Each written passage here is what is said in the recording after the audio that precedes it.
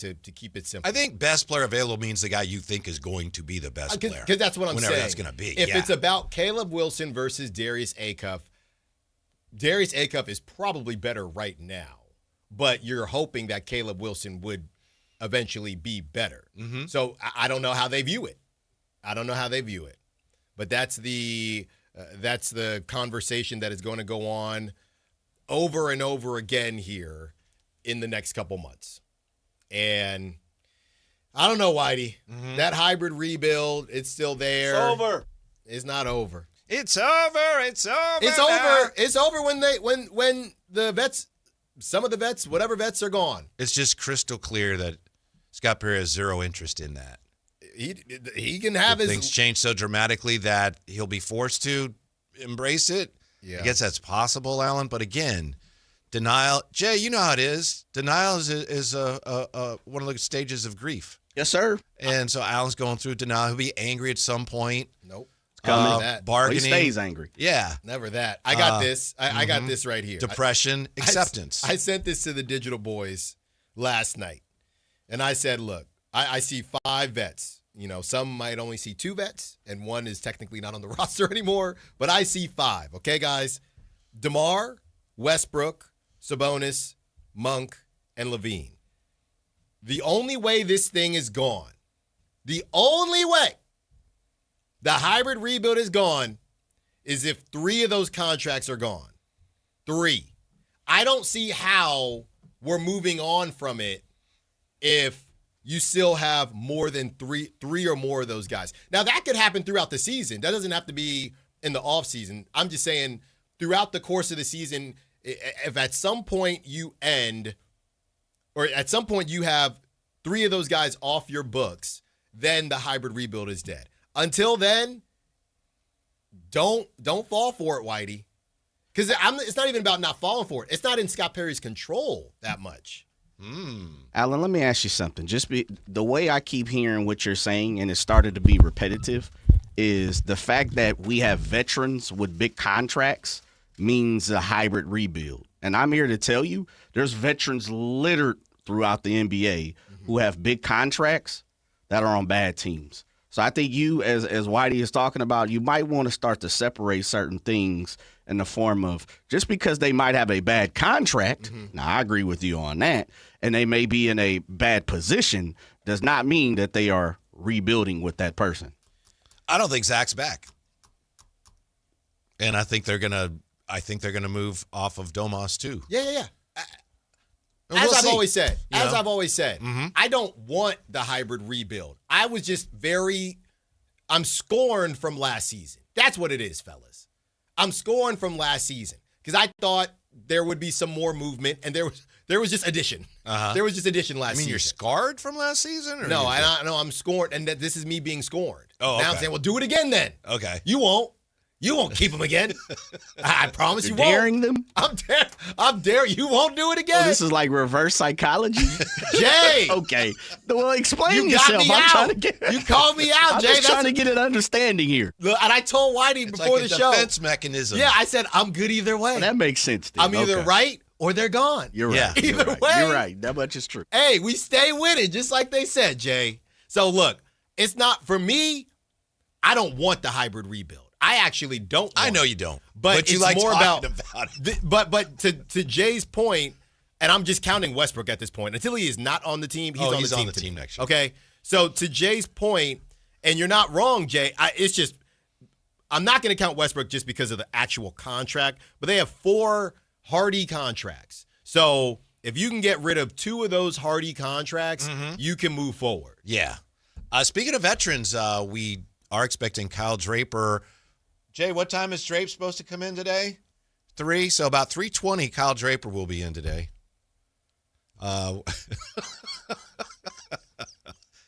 Jay knows. If you know, you know. Yeah, so we're looking forward to that. I know there's already some people here asking about Drapes. Drapes at 3-ish, but Drapes is 3. So You know, Whitey, the traffic. I'll be here when I'm here, big fella. I know.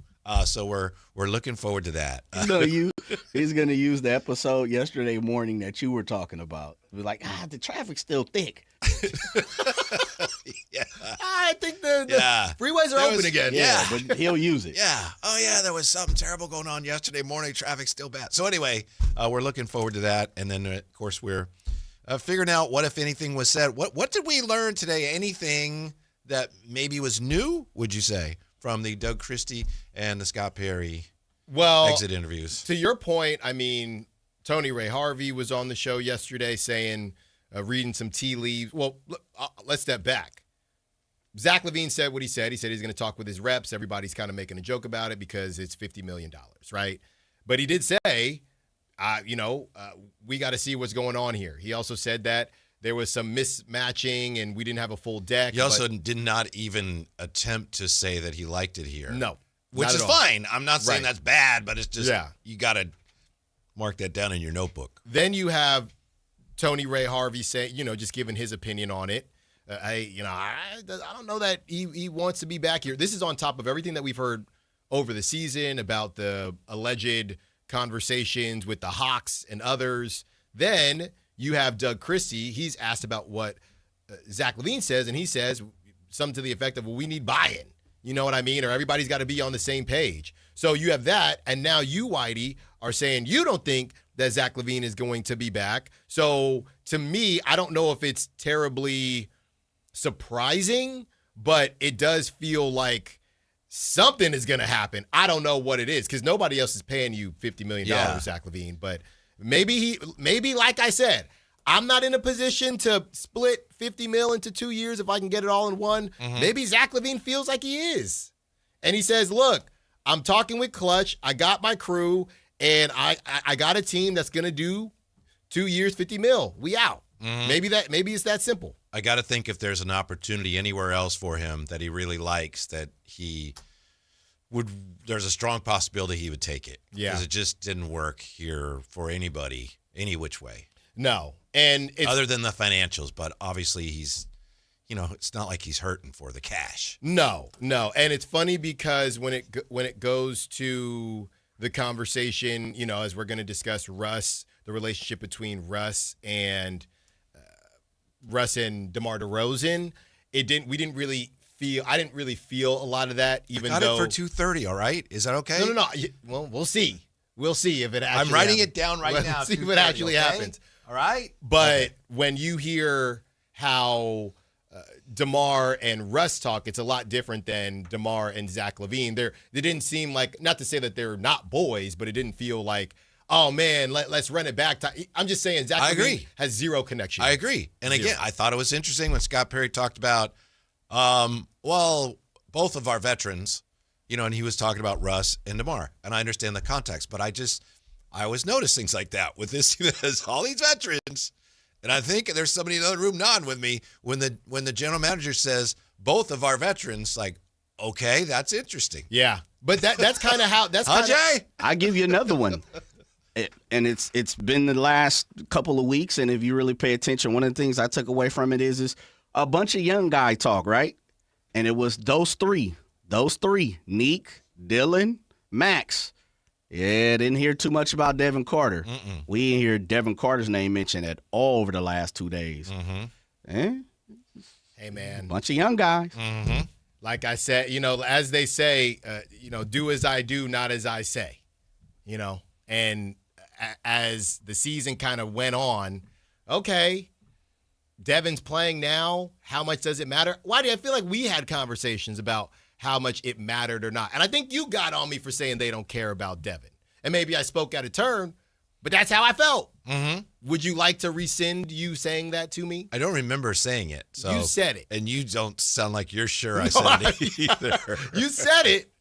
I couldn't tell you when. I told you what I think their thinking is on Devin Carter. He's an asset.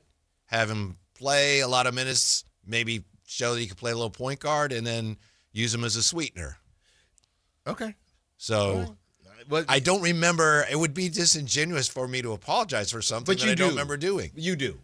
Huh? You do. You remember. I don't remember. I think you got to jog the old memory.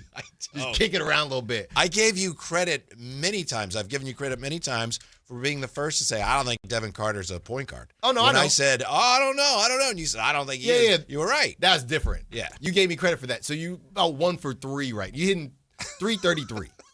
Guys, That's pretty good these days. That actually is very good. Yeah. Guys, this Doug Christie quote. You can get a lot of at-bats on the Giants. Well, I'm at 333. All right, come on now.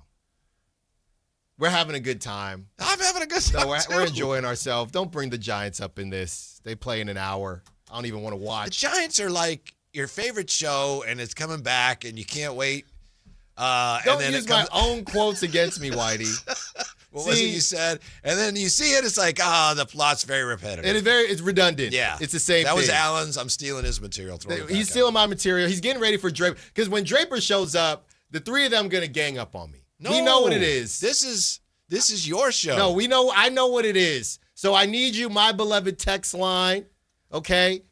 YouTube, call line. No one's ganging up I need on you to ride for me for that hour specifically. But Whitey, this Doug Christie quote is actually, I don't want to say worse than I thought, but actually a bit spicier than I initially thought. I would like to hear it at some point if we can too, because things always. No, yeah, you're yeah. gonna read it. I got you. Yeah, things yeah. always often sound different than they read. I'm just reading. Okay. And you know me, I'm a caller. I'm not a if I got something to say to you, I'll call you because of that. I like you to hear my tone. Right. You know what I mean? Right. So this from Matt George says Doug Christie was asked about Zach LaVine's comments about the Kings roster being one of the most talented in the NBA. I did hear that when that I happened. thought Doug was asked about the kind of mismatch type stuff. No, it was more of a positive question. Yes. And Doug says, just because you have talent doesn't mean you are going to win. Talent has to fit.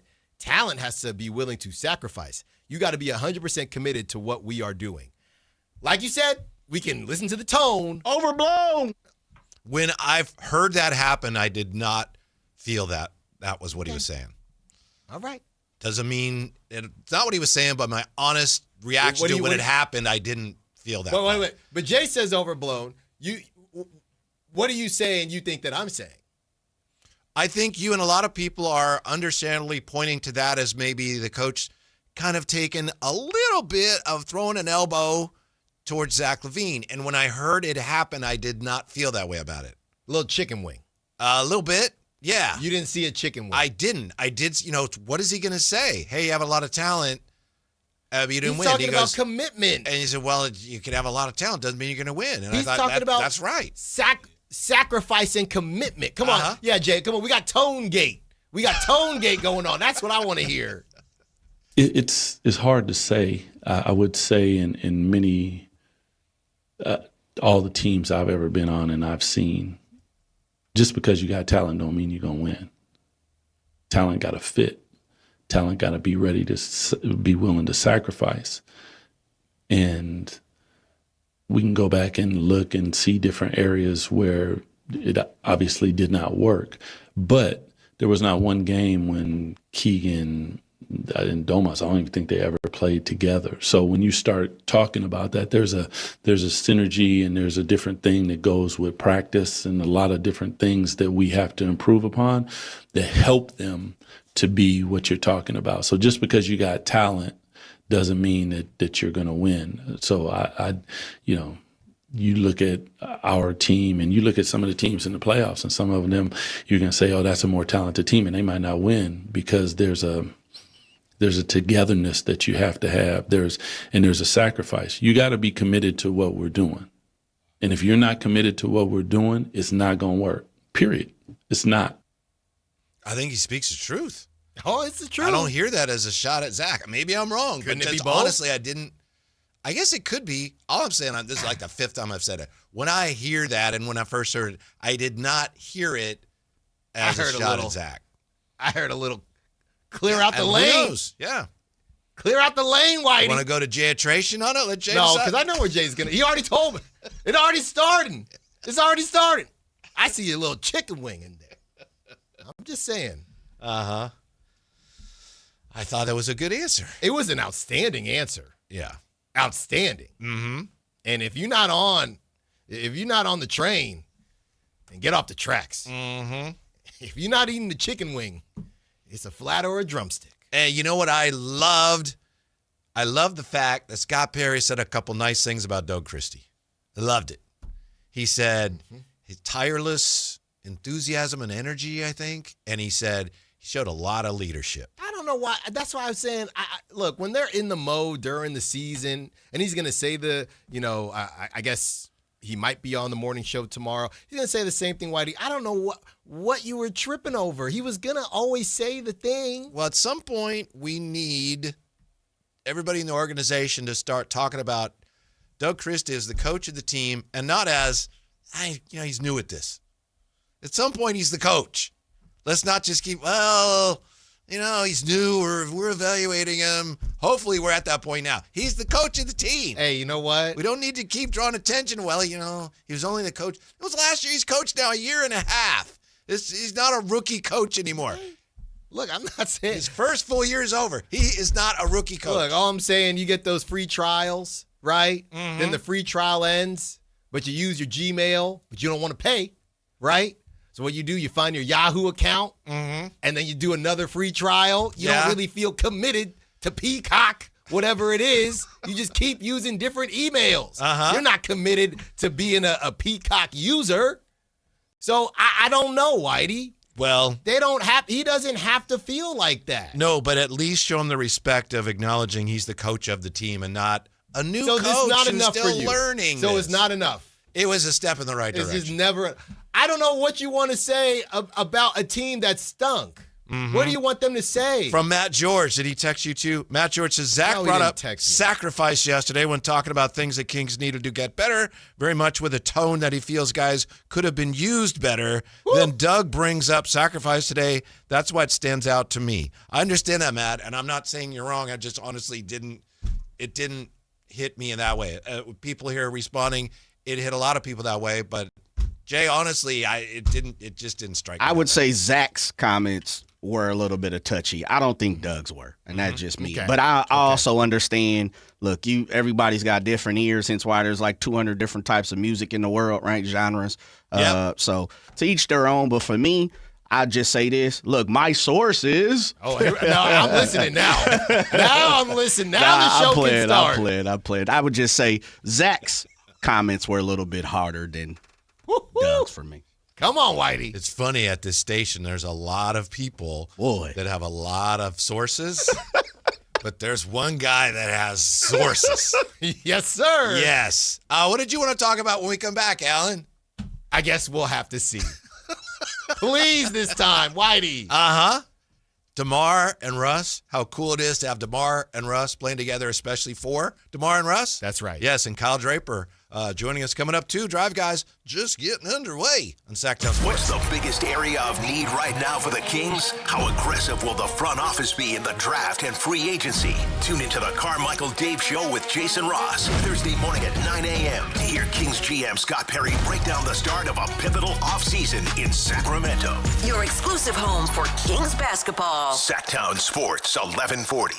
You bought an RV, and you got an automatic discount from Progressive by bundling it with your home or auto insurance. That's great, but a serious word of warning every RVer should heed. You don't need to talk about things like dry weight or dump stations. And you don't need one of those expensive water filter straws either. Because the most extreme thing most RVers encounter is a campsite without hookups. So just enjoy yourself. And Progressive's automatic discount when you bundle your RV, boat, or motorcycle with your home or auto insurance. Progressive Casualty Insurance Company and affiliates. Not available in all states or situations. This is the story of the one. As a procurement manager for a hospital system, she keeps every facility in her network stocked and ready. That's why she counts on Grainger to be her single source for thousands of products, from disinfectants to lighting, air filters, and more. And with fast, dependable delivery, Grainger helps her keep every facility stocked, safe, and running smoothly. Call 1-800-GRAINGER, click Grainger.com, or just stop by. Grainger, for the ones who get it done. Country in the Park is back. May 8th and 9th at Cal Expo. Miranda Lambert. John Party. Chris Young. Turnpike Troubadours. Dylan Scott and more. Line dancing live DJs, Mechanical Bulls, huge festival area, and food trucks. Tickets start at only $68. Country in the Park. May 8th and 9th at Cal Expo with N&S Tractor and Case Construction and Courtyard by Marriott Sacramento Cal Expo. More info at CITVFest.com. Switchfoot Live. Friday, April 24th, 7 p.m., the venue at Thunder Valley. With Fuel. And Lit. Thomas Ian Nicholas. For tickets, visit ThunderValleyResort.com. One incredible night with Switchfoot, Fuel, and Lit together live. Sacramento! Now you've got a place for all things dance. The all-new Energy 100.5 HD2. Where dance music lives. Dance vibes anytime and any place when you get the free Now 100.5 app. Or listen at 100.5 HD2. Tune in every Thursday, Friday, and Saturday for the Toyota Tahoe Report with Johnny Mosley and me, Elena, bringing you the latest weather conditions up at Tahoe. Brought to you by your local Toyota dealers. Toyota, let's go places. Spring is here, and warmer days are right around the corner. Before the heat hits, call Brower Mechanical. Right now, when you purchase a new high-efficiency AC system, you can choose a water heater or a whole house fan for just $1, or get your AC professionally tuned up for just $89. Don't wait until your system breaks down during the heat. Brower Mechanical, where quality meets comfort. 916-352-3113. Residential and commercial HVAC sales and service. License number 108-1055. We go volley, volley, not money anyway. We go shaggy,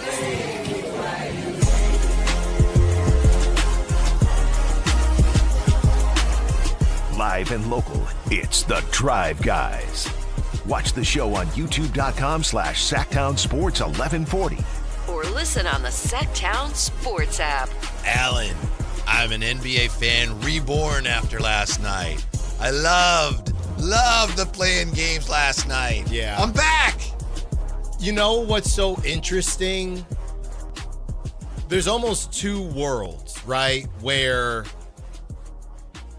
the play-in didn't help for roster construction and team construction, right? But it did help as far as just 2 extra nights where basketball fans get a little appetizer to the playoffs. You know what I mean? Because that's the thing. It's not helping, as Draymond said and others. It doesn't help in that you're not building a team in hopes of getting into the play, and you're still going to tank or do whatever you need to do. But as far as the games are concerned, they can always be exciting. Let's go back to last season, too, as the Heat were there in their invitational. Let's go back to last season with the Davion Mitchell play on Trae Young. So they're always exciting because it is that urgency of you lose, you're done, whatever it is. I think when people say the play-in, quote-unquote, hasn't worked, those are two different conversations. One is team construction. The other is the actual games. And the actual games, it has worked. Yeah, those games last night, those 2 games were better than I know a lot of the playoff games will be this year. Mm-hmm. They have to be because they were sensational. How about LaMelo? The league is looking at him, tripping. Bam Adebayo. Coach Spo didn't like it. Should he be fined and or suspended, Allen? If Allen's the commissioner of the NBA, fined or suspended or both? They need him in, right? I mean, suspend him for a game maybe. You can't suspend him for more than that. I don't think they're going to beat the Pistons anyway, but LaMelo claimed, I didn't know where I was. He did a good job. He did. He did the best job. I didn't know where I was, so I grabbed somebody's foot. Apologies. He did for all the things that LaMelo has kind of been accused of and his driving issues and things like that. He handled that almost surprisingly well, and then you watch the video and you see him look at Bam and put his hand out. Right. So he's probably got to get a game, right? Yeah, they probably are waiting to see, float the trial balloon, see what public sentiment is. They'd love to just find him and not suspend him. Yeah. But they may have to. What do you think of the notion that from Coach Spo and others that he should have been kicked out of that game? If you don't see it, the referees can't go back. No, go back and then there's no mechanism for that. I don't know. We've seen versions of that before, and again, going back to Draymond, where it's been a foul. I think to your point, it was a foul, and then they upgraded it versus nothing was called. Yeah, they didn't call anything. Yeah, and now you create a flagrant 2 out of it. Right. That's one of the problems with the NBA review process. You could have an obvious goaltend, but if goaltend wasn't called, you can't. Yeah. So do anything. Not a great look for LaMelo. But you know what I was thinking, Whitey?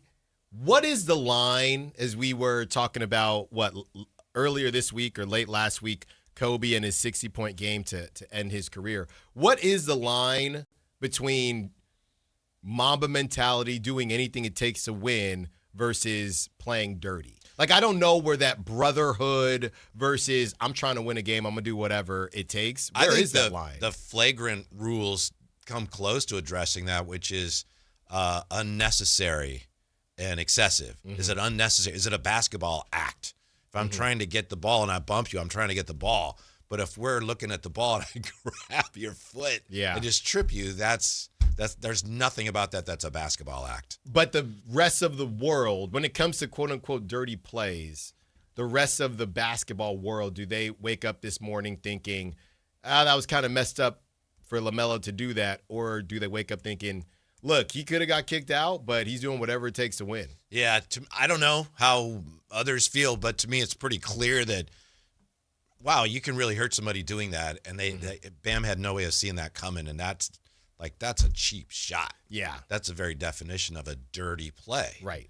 I'm just, yeah. But I'm just saying. I can see how, wow, you must have been something on the baseball field. No, I'm just. Spikes high. I sharpened them. You know what I mean? Sharpened the spikes. And now they use. Hard to do with rubber ones. No, now they use molded. I mean, it's the e-bike generation. Molded cleats, turf fields, so everything's a good hop, no bad hops. Yeah. Get hit in the face one of these days. Oh, that'll make you feel better about yourself. Mm-hmm. Then you learn a bad hop. Mm-hmm. But yeah, it is tough. You're an outfielder. What are you worried about bad hops? I'm playing on some of them outfield. My ankle. Got some divots in there. But how people view these things where it's I'll do anything it takes to win. I don't care versus hey, there's a line. Mm-hmm. And I think LaMelo crossed the line. But it's funny. I think Spo purposely used certain terms because we still see LaMelo as this young, fun-loving player, and Spo specifically said, so-and-so, so-and-so, it's not cute, it's not funny. I'm just this fun-loving LaMelo, and, a ball in the family, we're all funny, ha-ha, and Spo's, basically I think he was saying if somebody else did it, it would be viewed differently, but people like LaMelo, so it probably isn't going to get crucified the way it typically would get crucified. Spo is the coach of the national team, and so now LaMelo, he's got no chance. I don't know how much of a chance he had anyway. I don't know. You think Spo's going to say, oh, yeah, come on. Let's let bygones be bygones. Depends on the other point guards out there. They might need them. Yeah, I don't think so. I don't. It's a I think that's violation what of it is. Heat/basketball culture. I thought Heat culture was going to carry the day last night. Man. But you know what was funny, though? Heat culture's up there with the great cultures of all time, including yogurt. I was talking about how I hadn't heard Tyler Hero, his name all season. I heard his name last night. Yeah. He was nice last night. The shot making in the NBA now is it's almost unbelievable. Yeah. Let's put an inbounds play. We're down 3, and we'll just shoot a fall-away corner 3 from behind the glass. Good. Yeah. No clue how he stays in bounds. Yeah. Butter. Uh-huh. Every single time. Uh-huh. Yeah. What about your guy Concanipa last night? He watched about as much of the game as I did down the stretch. Yeah. Lights too bright a little bit to start, but that's why you need a couple vets, and that's what the Hornets had, and Miles Bridges and others. And Charles Lee deserves a ton of credit, huh? He does. Sitting him down. He was on the hot seat. 7 minutes. Did he just sit down the Rookie of the Year award? Mm-hmm. It's not supposed to count. Right. Doesn't count. Doesn't count, Alan. That's right. Not supposed to matter. Factor. But you look at it, oh, man, Cooper would have been in there. You're not sitting Coop. That's why he's 2 for 12. They might have. Yeah, that's true. Mm-hmm. That's true. Yeah. Oh, look at that. We were going to talk about what you want. Alan had something he wanted to share with us about Russ and DeMar, and I don't know if we're going to be able to get to it. Probably not. No, we can get to it. Just set us up with that a little bit.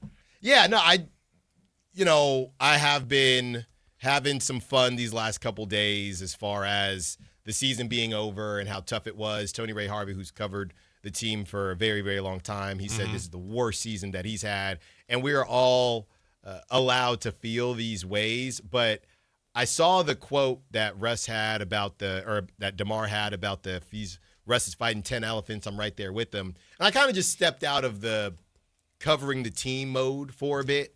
I thought, man, it probably was a fairly fun season for DeMar and Westbrook because it feels like they created this bubble. And I think the whole team was part of the bubble, but they probably had their own separate bubble where I get to play with the dude that I've known for a very long time, I've respected for a very long time, right before our season ends. And you could argue that game that they beat the Clippers, and both of them are doing their thing. As much as they go on social media and everybody's saying, what the heck are the Kings doing? That probably was a lot of fun for those two guys in that moment. And Russ was just in the playoffs last season, but I would imagine that's right there, up there, just because of who they are, the relationship that they've had, and kind of what it's meant to them. I think it's remarkable what happened with the Kings culture this year, because by the end of the year, DeMar and Russ were part of the very fabric of this team's culture. Yeah. And I'm sure that wasn't part of the plan necessarily. Yeah, I don't think that's how. Oh, I don't know. I mean, maybe it exceeded expectations. I think it was part of the plan. I don't think even Scott Perry expected it to go like the way it went. Yeah. What I mean is, I think they were part of the reason they were here. I know DeMar's been here a while, but it was to help create a culture. And by the end of the year, it's like they were the culture. You know? Yeah, literally. And part of that, too, is all the other vets besides Malik were injured. There's only two vets on the team. That's also true. I don't know what the rest of them are. There's only two. The only two that we speak of. Yeah. Yeah. More on all that and Amazon's technical difficulties when we come back. Draper is going to join us too today, Sactown Sports. What's the biggest area of need right now for the Kings? How aggressive will the front office be in the draft and free agency? Tune into the Carmichael Dave Show with Jason Ross, Thursday morning at 9 a.m. to hear Kings GM Scott Perry break down the start of a pivotal offseason in Sacramento. Your exclusive home for Kings basketball. Sactown Sports, 1140. This is the story of the one. As a procurement manager for a hospital system, she keeps every facility in her network stocked and ready. That's why she counts on Grainger to be her single source for thousands of products, from disinfectants to lighting, air filters, and more. And with fast, dependable delivery, Grainger helps her keep every facility stocked, safe, and running smoothly. Call 1-800-GRAINGER, click Grainger.com, or just stop by. Grainger, for the ones who get it done. I'm Ed Evans, CEO of Consumer Cellular. No, we're not one of the big guys. Truth is, we don't want to be. If you're over 50, Big Wireless probably has you paying for more data than you might need. You could be throwing away thousands over a lifetime. Our entry-level data plans start at just $20 a month. And for a limited time, switch and get your second month free. Call 1-888-FREEDOM, visit consumercellular.com or a store near you and get your second month free today. Plans include $5 credit for autopay and e-billing. See site for additional details. Pet owners and parents know the struggle. Every time dogs or kids go outside, they track mud right back in. If you're tired of scrubbing floors, you need Muddy Mat, the anti-mud mat that cleans paws and shoes before they ruin your home. Only Muddy Mat features thousands of ultra-soft microfibers that are 5 times more absorbent than ordinary mats, instantly trapping dirt and water to protect your floors. Put it by every door, under pet bowls, in the kitchen for spills. It even makes a perfect bath mat, and it's 100% machine washable, so cleanup is effortless. Since getting Muddy Mat, I don't worry about what my dog gets into. His paws are clean the second he steps off. No more mopping. I love it. Thank you, Muddy Mat. Right now, get a free medium Muddy Mat with your order of 2 or more mats at buymuddymat.com. This offer is only available at buymuddymat.com. That's BUYMUDDYMAT.com. Don't wait. Get your free Muddy Mat today at buymuddymat.com. Progressive knows you could have easily taken the freeway, but you took the scenic route to see a waterfall and an oddly busy boiled peanut stand. Discovering the unexpected is exactly why you bought an RV, so protect it with a bundle from Progressive. Because although you may be 3 hours behind schedule, you're 6 jars of jam richer and possibly enrolled in a butter churning workshop. Switch to Progressive and protect your RV, boat, or motorcycle by bundling with your home or auto insurance. Progressive Casualty Insurance Company affiliates and third-party insurers. Not available in all states or situations.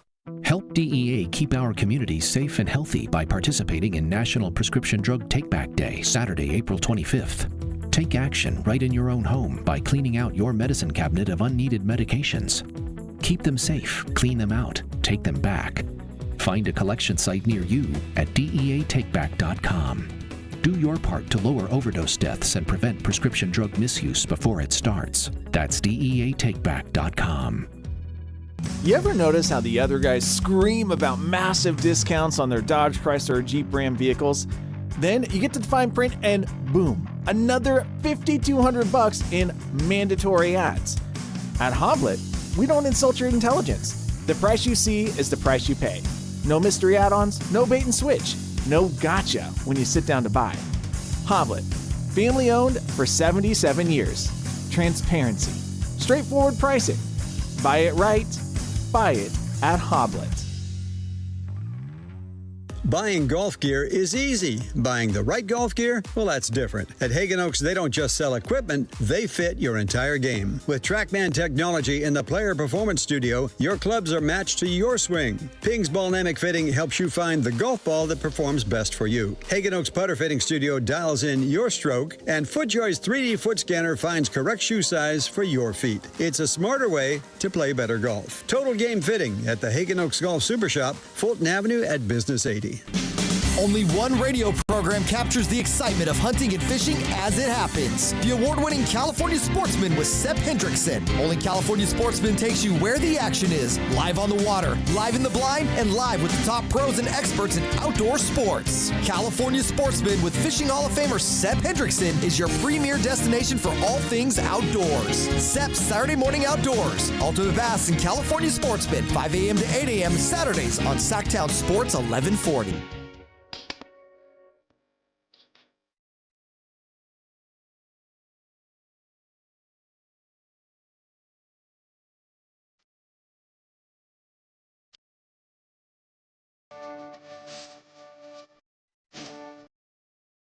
Your afternoon home for Kings talk and so much more. The Drive Guys on Sactown Sports. Kyle Draper going to join us coming up here. And I know that the Kings also dismissed a couple of assistant coaches, Depeche Mystery, who coached the Summer League team last year, of course, and Jimmy Alapag. And Jimmy Alapag, if I'm not mistaken, had been working very closely with Devin Carter on improving his jump shot. So what does that mean? I don't know. What does that mean? Yeah. A lot of changes here. Wow. Yeah. I don't know that much about Depeche Mystery, who obviously did a fine job as a Summer League coach. Jimmy Alapag's like a international legend. So, and just to confirm, this isn't a situation where they have said, I'm going somewhere else? I don't believe so. Okay. I guess that's a possibility, but I don't believe that's the case. Because that... And I haven't heard anything from Depeche Mystery, but I believe Jimmy Alapag kind of announced it. Yeah, I saw on Instagram. But because my question is, how typical is it to just move on from certain assistant coaches? I couldn't answer that. You see what I'm saying? I honestly don't know. I didn't think it was. I'm not chicken winging. Yeah. I'm just asking. What are you doing? I'm just asking how typical it is. Yeah. That's all. I don't think it's especially atypical, but I don't really know. Okay. It isn't that I know of, and it didn't stand out to me when I heard it. All right. But you would know. You should pursue that line of inquiry. I tell you what. And let us know what you come up with. After these last 2 days, Allen's intel, it's coming back. Is it? Oh yeah. After these last couple days, I got questions that need answered. I tried to find some of Allen's intel last night, and all I got was a sign that said technical difficulties, just like the Amazon game. Oh, my goodness. I was confused because, we're eating dinner, so I'll just, pop back and forth. And I walked out, and to be completely honest, I walked back to the dinner table with about 12 seconds. I'll see whatever happens. I think the Heat were winning at that point. I just figured the game was over. Came back. It said technical difficulties, so I thought, oh, the broadcast is over and whatever happened. I went to the Suns-Blazers game, and I just start watching that. Then I go on X, and I see people are still talking about the game, go back, and I guess it had refreshed at that point. How did you do that? I thought they were on the same...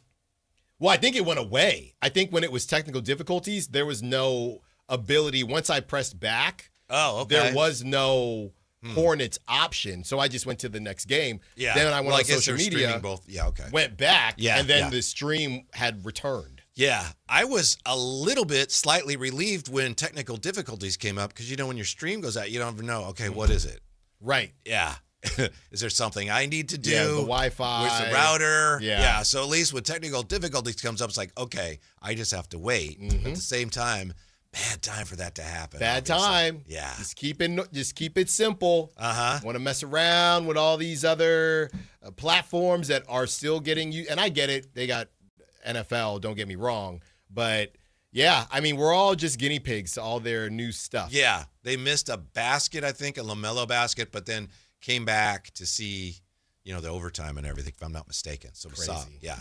It was like, oh, you got to be kidding me. Yeah. I've learned, I'll admit, just being older, there's nothing you can do, rather than, I can't believe this. It's like, okay, well, yeah. I just have to wait this one out. I'm sure they're working frantically. Sure. I mean, to restore service. Easy to say as just a viewer of the game with no rooting interest, but I don't think that Hornets fans or Heat fans felt as you felt.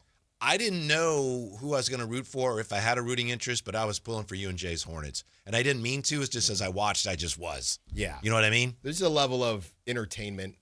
And I was also pulling for your guy, Denny Avdia, last night. And I wasn't sure it would be, but he was just, they couldn't guard him. Sometimes basketball comes down to, we have a guy that they can't guard. Look, man, I tried to tell y'all about Denny. Uh-huh. I tried to tell y'all about Denny over and over. You should have told the Wizards. He's 25. Trae Young is 27. Anthony Davis is 33. Now, maybe clearly they didn't think that he was going to be this, but this is what I'm talking about when we bring up the whole ball dominant wing conversation, the wiggle conversation. And I saw Sam Esfandari, who does Light Years Pod, and he said, the bottom line is this. Anytime you have a conversation, and I actually think, Whitey, it's a very good thing to bring up when we're talking about the point guard position and Scott Perry. Because what he said was, to me, Denny is an example of positional size with any form of skill and feel is greater than anything else. Those guys literally never fail. So if you do hit on one of these wings that have a little bit of wiggle and have a little bit of vision and can get downhill, that's the ticket these days. It's that simple. I mean, that is Luka. Luka just came up as a point guard, but it's that simple. How would you say Denny is? 25? You say he's 25? 25. Yeah. Look, I understand this, and you can't just wave a magic wand and make your team younger. But for all the understandable talk today about the youngsters on the Kings, you look at that roster, and they're not a very young team. And you say, oh, well, that's because of all the veterans. Okay, but you look at the youngsters. Maxime Renault's the youngest guy on the team. He's 23. Yeah. Cardwell's 24. Nick is 24. Yeah, I'm not saying, oh, they're over the hill. But by NBA standards, this is not a very young roster. And it's easy just kind of as a knee-jerk response to throw in like, oh, they got kids like Daquan Plowden. We love Daquan Plowden. He's going to be in the show tomorrow. I'm a big fan. But he's not a kid. No. So This is not a very young roster. No. And it actually, look, I'm not trying to take away from anything that they did in those moments at the end of the season, but it actually makes sense when you see some of the other teams and who they're throwing out. I don't know the ages of who the Jazz was throwing out, but you would imagine that those G Leaguers and those draft picks that they have out there, they weren't as old as the Kings, so it kind of made sense. Yeah, even going back to Summer League, they go to the Summer League championship, and you look around and you're thinking, yeah, they're playing 19-year-olds. Right. They're playing 20-year-olds. Yeah, yes. I agree. That's one of the reasons I thought it was hard for the Kings. If they wanted to tank down the stretch, they just really couldn't. Because you're playing, young veterans and some of your younger players that are in their mid-20s against like 19 and 20-year-olds. Yeah, a young player by NBA standards is 19, 20, 21. Right. And like we said, Maxime is the youngest King at 23. So I think that's one of the things they'll want to do this offseason. And I think Scott Perry talked about it today, is continue to get younger. Please. Because as much focus as we all understandably and rightfully had on the youngsters, it's not a very young team. No. And I've been on that for a while. But, we'll see what happens there, Whitey. I will. You're throwing that back at me because you say I say that all the time. No. Oh, okay. All right. What about you got anything else on DeMar and Russ playing together? Yeah. The veterans? Yeah. Real quick, I felt like I've been obviously tough on a team that wasn't very good, but to compartmentalize, I thought it was probably really cool for them, both coming from humbling beginnings to be where they're at now at the pinnacle of their game. Yeah, what are the odds against that happening, A lot. Yeah. It doesn't happen every day. And we're looking at it as just a collective we as basketball fans, basketball media. What have you done for me? Do you win games? Do you do this? It's very transactional. And for them, I think they found a way to just separate themselves from that. And some people could say that was a negative because winning games should matter. Not to say that they didn't want to win games, don't get me wrong. But I think once this season got out of hand, you have to find ways to you have to find ways to enjoy yourself, and you have to find ways to take positives out of a season. And I think those guys getting to play together, separate to everything that happened with the Kings, is really cool. And, you know, Russ all those years ago said, I am a champion from, you know, my upbringing to where I am now. I'm definitely going to consider myself a champion. I think DeMar would as well. So I've been, you know, we had the clip that was going around with Russ and the mentorship thing, and I can feel all the ways I feel. But I just wanted to separately, you know, me, Whitey, personally, I grew up basically middle class. You know, I didn't really need for anything, right? Did I have the newest bat every time it came out? No, but if I needed something, my parents would get it for me. So I don't really have any type of that perspective, understanding on coming up like that and being at the pinnacle of your craft where they are. So I just wanted to give a shout out to them, and, you know, just wanted to separate that from all the Kings talk for a little bit. Mm-hmm. Yeah, it was remarkable on Monday hearing DeMar talk about how much he admires and treasures the opportunity to not only just to play, which is refreshing and really cool, but especially to play with Russ, to your point. Yeah, so I felt, I don't know what I was doing yesterday, and I thought, man, you know what, let me just kind of separate this for a second and at least give a shout out to them for their stories and how they ended up here, because we're going to spend so much time on the Kings in that perspective, but I just wanted to, you know, separate that, and it did get to happen in a Kings jersey, so good for them. That was my favorite answer to any of the questions we heard and the answers to them from the Kings players, front office types, and it was Monday when somebody asked, I apologize, I don't know who it was, somebody asked DeMar, how do you prioritize here? What's most important to you going forward? What matters the most? You know, the money, the legacy. And he's like, playing basketball. Yeah. It was so cool. Right. Because you knew that was really coming from his heart. Yeah. I want to play basketball. And that's it. Yeah. That's it. All that other stuff will figure itself out. Kyle Draper should be joining us when we come back. I hope you have something planned. Allegedly. Yeah, I was going to say, I hope you have something planned for the interim that we need to wait until he shows up. It's possible that Jay and I have realized from experience that it might have been prudent to do so and opportunistic. Okay. Yeah. Good to know. Yeah, so stick around. Drive Guys rolling on next. Sactown Sports. The San Francisco 49ers play on Sactown Sports 1140. Touchdown 49ers! Every game on your #1 sports station. Don't miss the action on your local sports leader. Sactown Sports 1140. This is the story of the one. As a safety manager at a manufacturing plant, he does everything he can to keep his coworkers safe. From finding ways to reduce risks to keeping safety supplies in stock. And for that, he relies on Grainger. Grainger offers a broad range of quality products and next-day delivery, so he can always play it safe. Call 1-800-GRAINGER, click Grainger.com, or just stop by. Grainger, for the ones who get it done.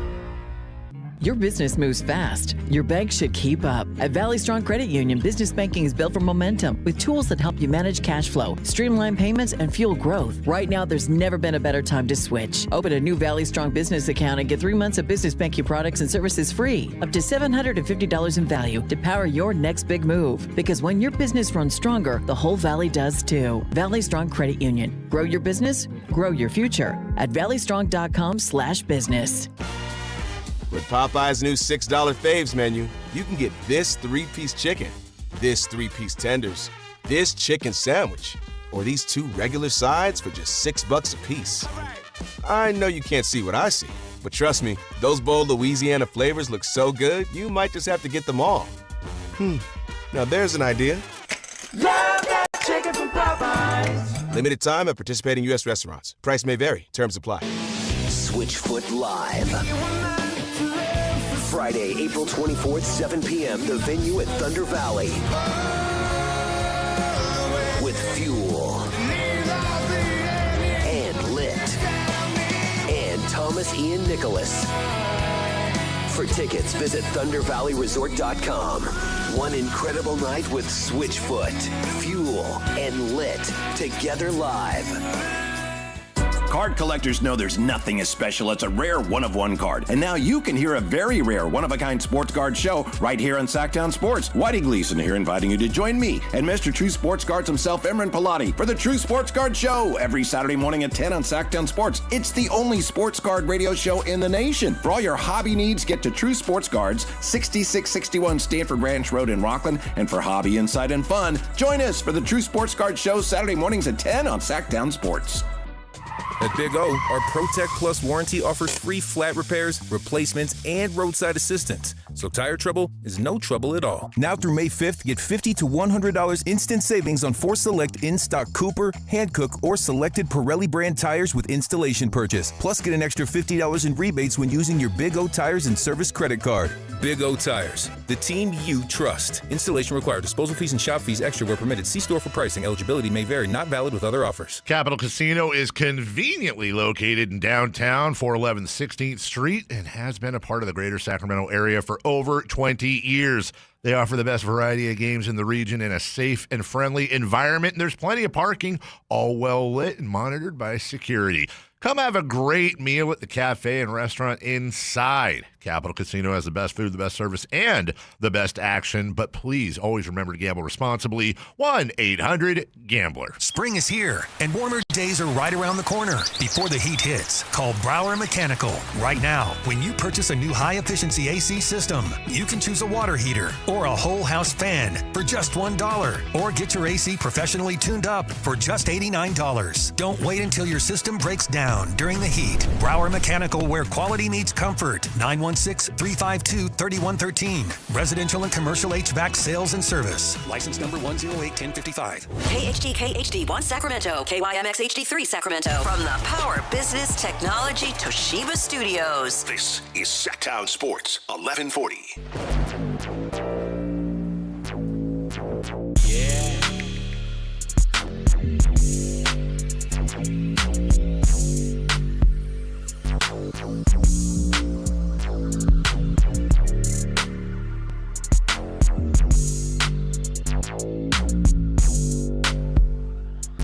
Live and local, it's The Drive Guys. Watch the show on youtube.com/Sactown Sports 1140. Or listen on the Sactown Sports app. Oh, this is going to be great. You know, Alan, the Nike store is in Portland. Drace was just there, so you know he must have brought us back something nice. Oh, my God. My ones, you got me some dunks. Welcome back to the Sactown Sports Studios, the Drive Guys Studios. Kyle Draper. Fellas, how are you? I'm good. I do have my new Air Force Ones I got from the Nike store. Mm-hmm. Nice. But like I was just telling you guys off air, I'm on a budget now, fellas. So I didn't even tell the kids I was going to the Nike store because I didn't want to get their hopes up high or anything like that. You know, you come back home, Dad, what you bring me? Sorry, kids, those days are over. You know, your boy's in a budget right now. So I only got me 2 pairs and a sweatsuit and some socks. Yeah. So y'all chicken. Mercedes, man. I think most people are wondering just, you know, how's Drapes doing? And does he know what's next yet? Is he still going to be around? I don't know. Can I be real with you guys? Please. You know, because I'm shocked. I'm hurt. I go through all the gambit of emotions, you know, because everywhere I've been, fellas, whether it's Yakima, Washington, Louisville, Kentucky, La Crosse, Wisconsin, even Boston, I've been promoted. I've been elevated. And so to come here and to have somebody say, you know what, Drapes, we're not bringing you back. That's a shot to the ego, man. You know, that's something I've never experienced. I've seen it happen to other people, and I always thought, put your head down, do a good job, treat people fairly, treat people right, and the rest will work out for itself. But as you see in this business, that's not always enough. Yeah. That's not always enough. I know it's never easy, but I guess it's different in TV. I mean, I've been sent on my merry way, I don't know, 4 times. Really? Dang, dude. Yeah. But I know it does something to you inside. But it seems like you're doing okay as best as can be expected. Yeah. I'm taking a lot of meetings, a lot of phone calls. I mean, people are reaching out, man. The phone's been blowing up. There you go. You know, social media is blowing up. And, you know, my thing about it, fellas, sure, I was the Kings announcer. That's what people knew me as. but my impact, I want it to be so much greater than. Oh, I wanted talked it about to, that, yeah, I wanted to be in the communities. You know, I was in the schools, Alan. I was in the after-school programs. I was talking in the jails and things like that. So I was out there fully invested, buying into the community, buying into my role with the organization, not just the guy you see on TV or when I work here on radio. Like, I wanted people to feel and know I'm in it with you. You can touch me. I'm available. And to have this happen, man, it's a little bittersweet, man. Mm-hmm. You know, you asked him, I'm going to do all right. I'm going to be fine, dude. I got people reaching out, you know, got some things I'm keeping my eye on. I don't want to talk about, and it's interesting. I was talking to a friend of mine, and we see her at the games all the time. My girl, Linnea. Shout out to Linnea. Sit right courtside, right next to Doug Christie. You know, a sister lady, got all blinged out. And she said, you know what, Kyle? She said, this is a blessing for you because now you'll be open to new opportunities. If you stayed with the Kings, you might have been closed off. Opportunities might not have presented themselves. And now I'm wide open. You know, I could do the podcast. I could write the book. I could do my public speaking. I got my Draper agency, get back in the NBA. So I could pivot. The family show. What are we going to call that? Our Yeah. YouTube. Behind the Drapes. Behind the Drape. Hey, man, shoot. It might be too depressing right now to put the camera in the Draper household. So, no, man, I'm doing good, man. I'm hanging in there. Well, you know, Drapes, the way that old saying goes. And it's funny because that stuff pops up and you don't know whether it's the right time or not. Or I understand sometimes you just don't want to hear it. You know what I mean? When it's so early, but when one door closes, another one opens. You've heard that before. You know, one thing when we heard the news the first thing I thought was going back just a couple years ago, the Beam Team season, the Kings in general, they haven't had, and Kings fans, they haven't had a ton to cheer about throughout all their years of their fandom, no matter when you were born. That year in particular, with you being at the helm broadcasting, you will be connected to the Kings and to this fan base forever. Forever, you know, and to this community. How have you seen Sacramento as a whole grow throughout your years out here as well? I'll be, you know, I got to separate the basketball from the real life stuff. Right. You know what I mean? Because Sacramento as a community is growing in leaps and bounds. You know, I'm out there in Folsom. You got south of 50. You got so much development, so many people moving in, so many great things happening. Basketball-wise, I think that's the frustration that the fans have. It's like we were trending in the right direction, and now we're going backwards. Hopefully under Scott Perry, Doug Christie, BJ, and shout out to BJ Armstrong. He called me yesterday on the phone. Shout out to BJ. Appreciate you, man. But now you hope they're trending in the right direction. But it's like, soon as you get a little taste of success, it's like, nah, you don't belong here. You go back down. And so I feel for Kings fans, man, because they deserve better. You know, it was one of the last home games. And it wasn't the Warriors game because there was too many Warriors fans coming in there. But no, it was too many. It was 50-50.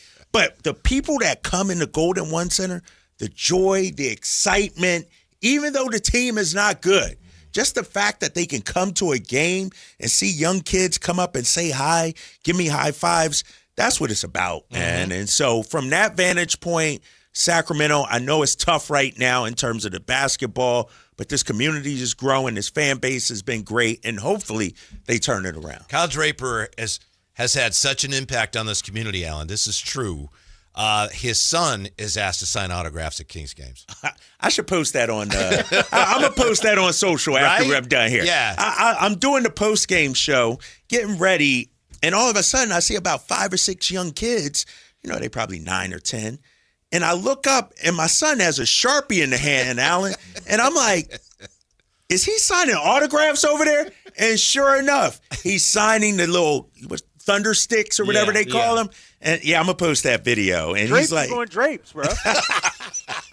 So he's probably the most famous Draper in the family. Right now. And he told you that they asked him to. Right. He's like, Dad, I didn't want to. I said, do you really want mine? And they were like, yeah. Clearly, it was after a Kings win, though, right? Yeah, like the Kings must have, because everybody was feeling good. They were, you know, talking crazy and everything. And no, you know, I will say this. With me not working for the Kings anymore, the hardest part of it all, the most difficult part of it, is looking at Nick and Quinn and seeing their disappointment because they loved going to games. Mm-hmm. You know, Dylan Cardwell is Nick's guy. Nick Clifford would come up and talk to him before the games. Doug McDermott even, guys, I haven't told anybody this story. Doug McDermott ran to the locker room, came back out, and was giving out sneakers to the fans sitting there, gave some to Nick and Quinn. Wow. So they felt a part of the organization also. And so to look at them and not be able to go to games anymore, we probably won't go to any more games, even next season if I'm still around. It's kind of tough. Well, listen, I know that this has been a big story. It's been on TV and in the newspaper. So, and obviously this was your home. So we appreciate you coming in and sharing things with us. But I wanted to ask you, 6 years, it's amazing how quickly it goes by. Is there anything that you could tell us as far as what you thought Sacramento would be like and how it maybe surprised you? No, it lived up to everything I expected because when my first visit to Sacramento, I've told this story. I was with the Celtics, actually. We were staying in the Sawyer right downtown. And if you walk a block or two, it's like, dang, at the time, there's nothing going on here. But then you walk 6, 7, 8 blocks, you stumble upon Midtown. And so I'm like, oh, snap. Sacramento got a thriving area, and this was before COVID. And so things were bumping out there. And so, from the community standpoint, we've had this discussion on the show before. Is Sacramento a blue-collar town, white-collar? You know what Sacramento is, man? It's just a bunch of hard-working, good people. And I didn't have any preconceived notions when I came here. Some people said, dude, are you crazy? You leaving the Celtics in Boston to go to Sacramento? I said, yeah. And one of the reasons I came here, too, we got to remember what was going on at the time. We had the George Floyd situation. We had COVID. And the organization opened up the Golden One Center for voting. And that was an organization I wanted to be a part of. So I was like, you know what? Yes, I'm leaving Boston to come here. I didn't expect it to only last 6 years. Like I said, everywhere I've been promoted. But for some reason, I get my walking papers here. It's a little shocking. Well, it speaks to the impact you have on communities, the fact that people in Boston are writing about this and posting about this. Come on, rookie, hit the cough button. No, I did, and then I turned it back on. My bad, Jay. No, you know what? That's probably the biggest comment I've gotten from anybody, man, is come back to Boston. Come back to Boston. Please come to Boston. And I'll say this, man. When I was in Boston, I did not recognize or feel the kind of love from people. And I think I was just at a different stage of my life at that time. You know what I mean? Then COVID happens, George Floyd, whatever's going on with our country happens. And I come here and I can feel it all every day out at the grocery store, Golden One Center. And so for me, I embraced it all. I was like, oh, it's like a drug. It feels great, the love you get from the community. And so, no, I loved it, man. It's been a great 6 years, man.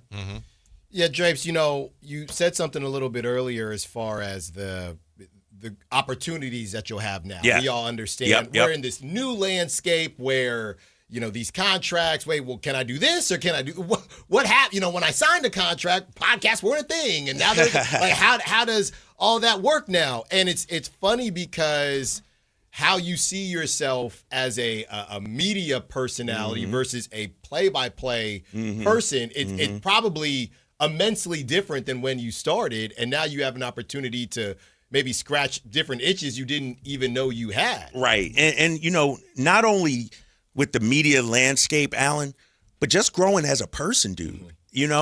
Before I got here, I was a closed-off individual. I never talked about my journey. I did some public speaking, but it wasn't about me. It was hosting and Oh, really? Yeah. Okay. I never really, Opened up about all that? Opened up, yeah. Okay. So coming here has allowed me to enter in different spaces, talking about mental health, talking about alcoholism, talking about sexual abuse, talking about all these different things. So I feel like it's at the right time because now you have so many outlets to get your message, whether it's the podcast, social media, YouTube, whatever it is. And so to your point, back in the day, it used to be radio, TV, newspaper. Yeah. Now there's so many outlets for me to get my message out and my platform, I'm looking forward to that, man. A lot of people, of course, have a lot of questions. There's no way we'll get to all of them, but here's one that stands out to me. Martin Ramirez, I hope you have a good dentist now. We heard a lot about your... I did switch dentists. Okay. Actually, I haven't gone to my new dentist yet. My old one is still calling me. Hey, Kyle, you got that appointment we need to rebook. And I got them just going to my spam. Like, it doesn't even ring anymore. I haven't told them I'm getting a new dentist yet. But, I already have one in mind. Yes. And with, you might have a little more free time now. Are you going to go find your wallet? Somebody didn't say that, did they? No, that's you. All right, that's me. you. Yeah. I actually got 4 wallets sitting at home. You had to buy a backup to the backup to the backup. Right. So where was it that you misplaced your wallet a couple seasons ago? Oh, where Somewhere was that? In Southern California. Was that LA? Manhattan Beach or Hermosa Beach or something? Santa Monica. I was bike riding and it fell out my pocket. Yeah, man. So let me say this, though, real quick, because I know you guys got questions, and I know. But, I did want to say something and get something off my chest. Because we talked about the involvement in the community, and as this organization goes forward, I think the broadcasters should be a bigger part of the community. Meaning, I'm not saying Katie go out there. I'm saying the organization should push the broadcasters more. Like, next to the players, the coaches, the GM, the broadcasters are the most visible people in the community. Our conduit. Right, the conduit. Yeah. And, I feel like they didn't use me in that way enough. They didn't, that's one of my, I don't want to say regrets, but I could have put yourself in that position right. a lot. That was yourself. all, yeah, I put myself. That's one of my biggest, I guess, disappointments is that they didn't use me to my full capabilities, both as an announcer and as a person in the community representing the franchise. That's where I was hoping to go with it. And I just didn't get enough time to do that. Yeah, it feels like now that, you saw Koa Pete, and a lot of times it is in the more religious realm where they'll say, Koa Pete said, I don't know if basketball is my mission. My mission is to spread the gospel, things like that. And we see the jobs, but, there's still more that you can do on top of why you technically get paid, And Drapes, one thing that I didn't really know this I didn't realize this until I was more so in the business.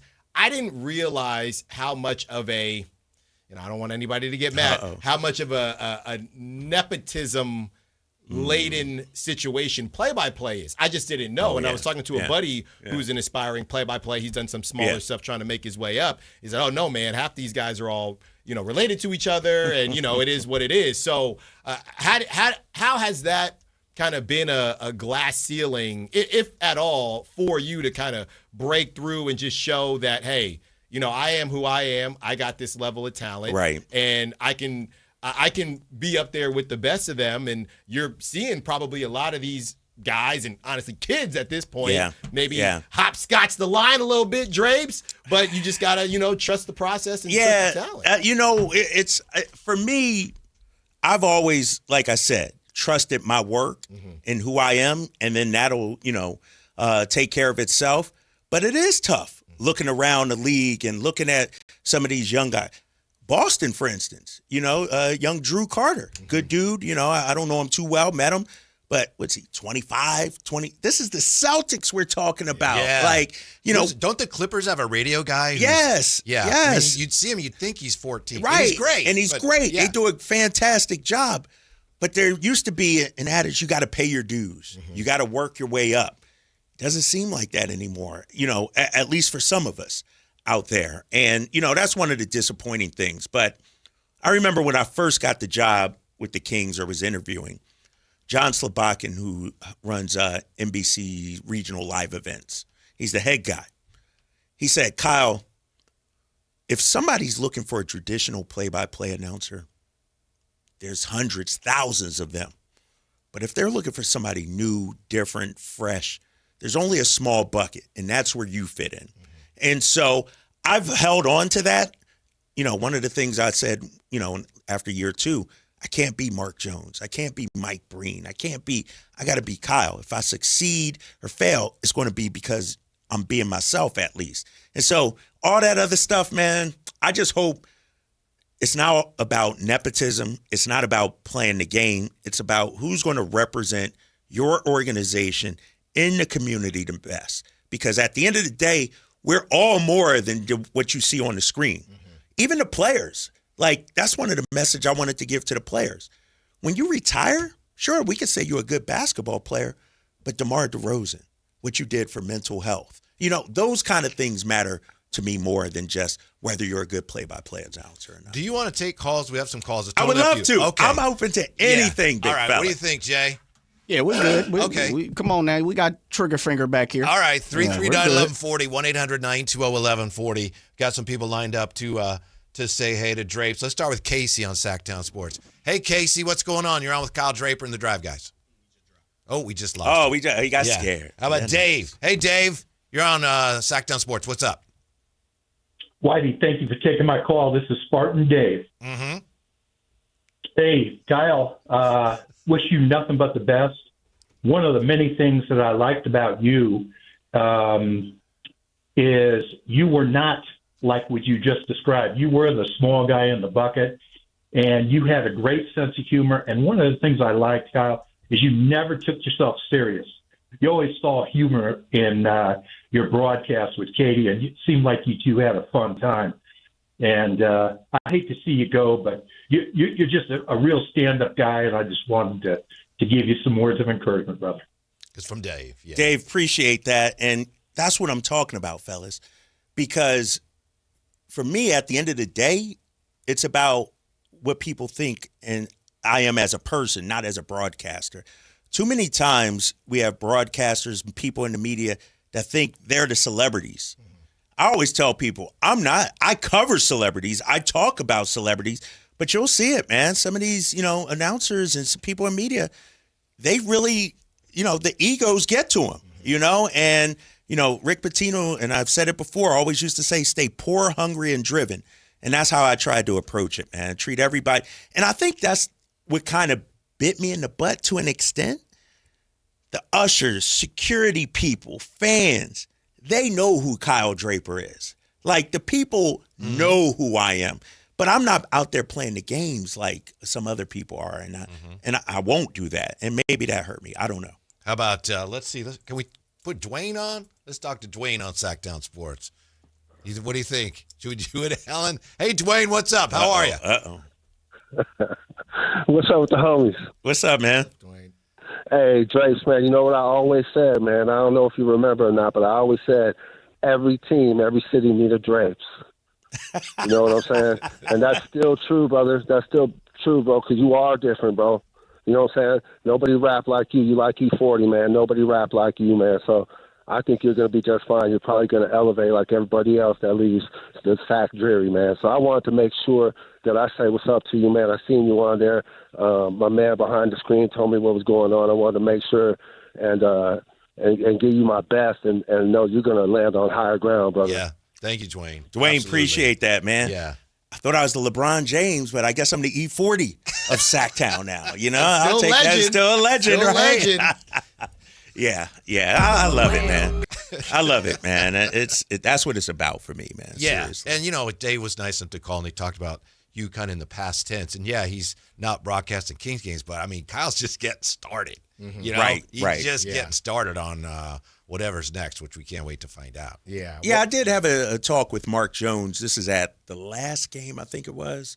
No, the last home game.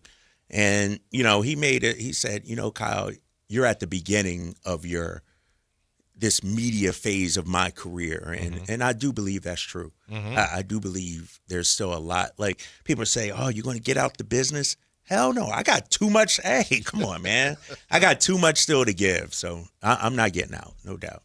Well, I'm just saying, Drapes, you talking about these youngins, and the game is changing a little bit. I need to see you on TikTok. I need to see You know what's so crazy, Alan? Oh, my gosh. I just had lunch with a guy, right? Mm-hmm. And he's like, Kyle, you got to do this, do that. So I literally just downloaded CapCut and TikTok. You're in it now. You're in it now, baby. I got to get my 14-year-old daughter to give me a tutorial because I have no idea how to do it. You'll get the hang of it. Oh, yeah. But is it easy?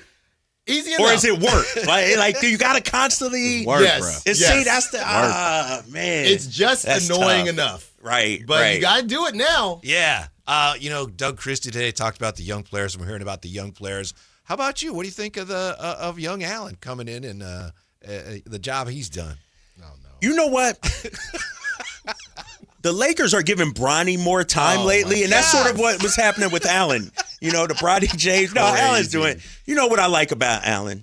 No matter what, he's going to be Allen. Yeah. He's going to be Allen on air. That's what you want, man. And so, I can only take him in small doses, but for that. That's how powerful drugs are. Right, Yeah, exactly. Right. No, he's doing a hell of a job. Well, He's doing a thanks, good job. Drapes. Yeah, obviously, so much has changed from when I came in here about 3 years ago. Right. But, when it was you and Whitey and myself and Chris Watkins. That's when he wouldn't do the crossover with you. Right. And we I think I did it one time. And I said something, and he said, "Yeah, I'm out." Yeah, here. I'm out. You heard my brand. From One time he was in there, and I'm I was there like, from "Do you want to seeing do you?" it?" And he goes, "Nah, you got it." I'm on my phone. I got a lot going on right now, but you've always been, very welcoming to me. And when I've asked you certain questions, specifically off air, you've been very helpful to me. So I definitely appreciate it. And yeah, this is only the beginning. And thank you. Now you actually. The last time Drapes was on, I was giving him a hard time about not responding to my text. Oh, yeah. I'm driving home. My phone goes off. I see it come up on my screen in my car. Hey, Allen. I got you locked in now, big fella. From 4 months ago. But I'm locked in now. He has my number now. I'm so bad at saving phone numbers, guys. So somebody will text me, and I'll be like, damn, who's this? And I have to scroll back all the way to the top at that first introductory text, and it's like, "Hey, it's Allen." Oh, Allen, what's up? How you doing? So I don't save numbers that often. All right. Well, I'm locked in now. You locked in now, Okay. though. You're locked. Kyle Draper is with us. 339-1140, 1-800-920-1140. We'll roll on. Be right back. Drive Guys with Kyle Draper in studio. More coming up on Sactown Sports. What's the biggest area of need right now for the Kings? How aggressive will the front office be in the draft and free agency? Tune into the Carmichael Dave Show with Jason Ross, Thursday morning at 9 a.m. to hear Kings GM Scott Perry break down the start of a pivotal offseason in Sacramento. Your exclusive home for Kings basketball. Sactown Sports 1140. If your business depends on reliable vehicles, it's time to upgrade your fleet at myelkgrovechevrolet.com. We specialize in fleet pricing, bulk discounts, and fast approvals, so your team stays on the road and on the job. From work trucks and vans to fuel-efficient sedans and SUVs, we have the inventory, service, and financing to keep your business moving. Call or visit myelkgrovechevrolet.com today and ask about exclusive fleet savings. myelkgrovechevrolet.com, driving business forward. A's fans, the 2026 season is here, and single game tickets are on sale now. Be there for an exciting season, packed with theme days, giveaways, and fireworks nights, including bobbleheads, jerseys, hats, and much more. And getting in is easier than ever. Tickets start at just $8 for select April and May games. From opening day to unforgettable summer nights, there's something for everyone at the ballpark. Get your tickets today at athletics.com/tickets and be part of the excitement this 2026 season. This is a special alert to all Americans who own a vehicle with less than 200,000 miles with an auto warranty about to expire or with no warranty coverage at all. Due to a decline in the economy, CarShield is announcing a low-cost month-to-month vehicle protection plan that is now available to the public to save any driver out-of-pocket expenses on future auto repairs. Call now to find out how you can pay almost nothing for covered auto repairs. Yes, you heard that correctly. Pay almost nothing for covered auto repairs. An open phone line has been established for all drivers to call for a free quick quote. Call 800-292-4541 now. Drivers who are covered will not have to pay for covered repairs again. This protection plan is at an all-time low. Additionally, drivers who activate this vehicle protection today will also receive free roadside assistance, free towing, and car rental options at no additional cost. Call us for your free quick quote today. 800-292-4541. That's 800-292-4541. What do you have to lose? Call 800-292-4541. Again, 800-292-4541. If you owe back taxes taxes? Listen carefully to rule number 1. Never go up against the IRS alone. They're cracking down, freezing bank accounts, garnishing paychecks, canceling passports. Even your home or business could be at risk. But here's what they don't tell you. The IRS has powerful tax relief programs that could save you thousands if you qualify. That's why smart people call Optima Tax Relief, America's #1 tax resolution firm. Nobody knows these programs like the experts at Optima. Their team of tax attorneys and licensed professionals have resolved over $2 billion in tax debt for people just like you. The IRS is not stopping, so don't wait. And don't take them on alone. For tax help you need, for tax help you can trust, call Optima today for a free consultation. Call 800-343-6460. 800-343-6460. 800-343-6460. Optima Tax Relief. Some restrictions apply. For complete details, please visit OptimaTaxRelief.com. Country in the Park is back. May 8th and 9th at Cal Expo. Miranda Lambert. John Party. Chris Young. Turnpike Troubadours. Dylan Scott and more.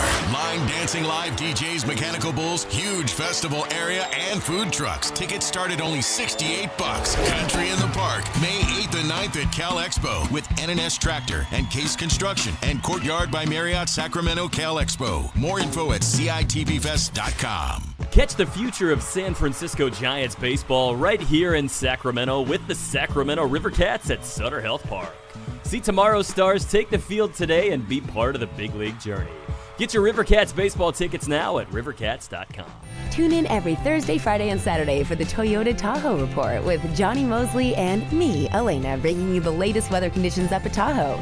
Brought to you by your local Toyota dealers, Toyota. Let's go places. When life calls for a little extra, a kitchen upgrade, paying off debt, or that dream vacation, Valley Strong Credit Union is here to help. With a Valley Strong home equity loan, you can tap into your home's value with competitive rates, flexible terms, and local guidance you can trust. Get approved in as little as 5 minutes, with funding in as few as 5 days. Your goals are within reach. Visit valleystrong.com to get your offer today. Valley Strong Credit Union. Grow your possibilities. Equal housing lender, NMLS number 456.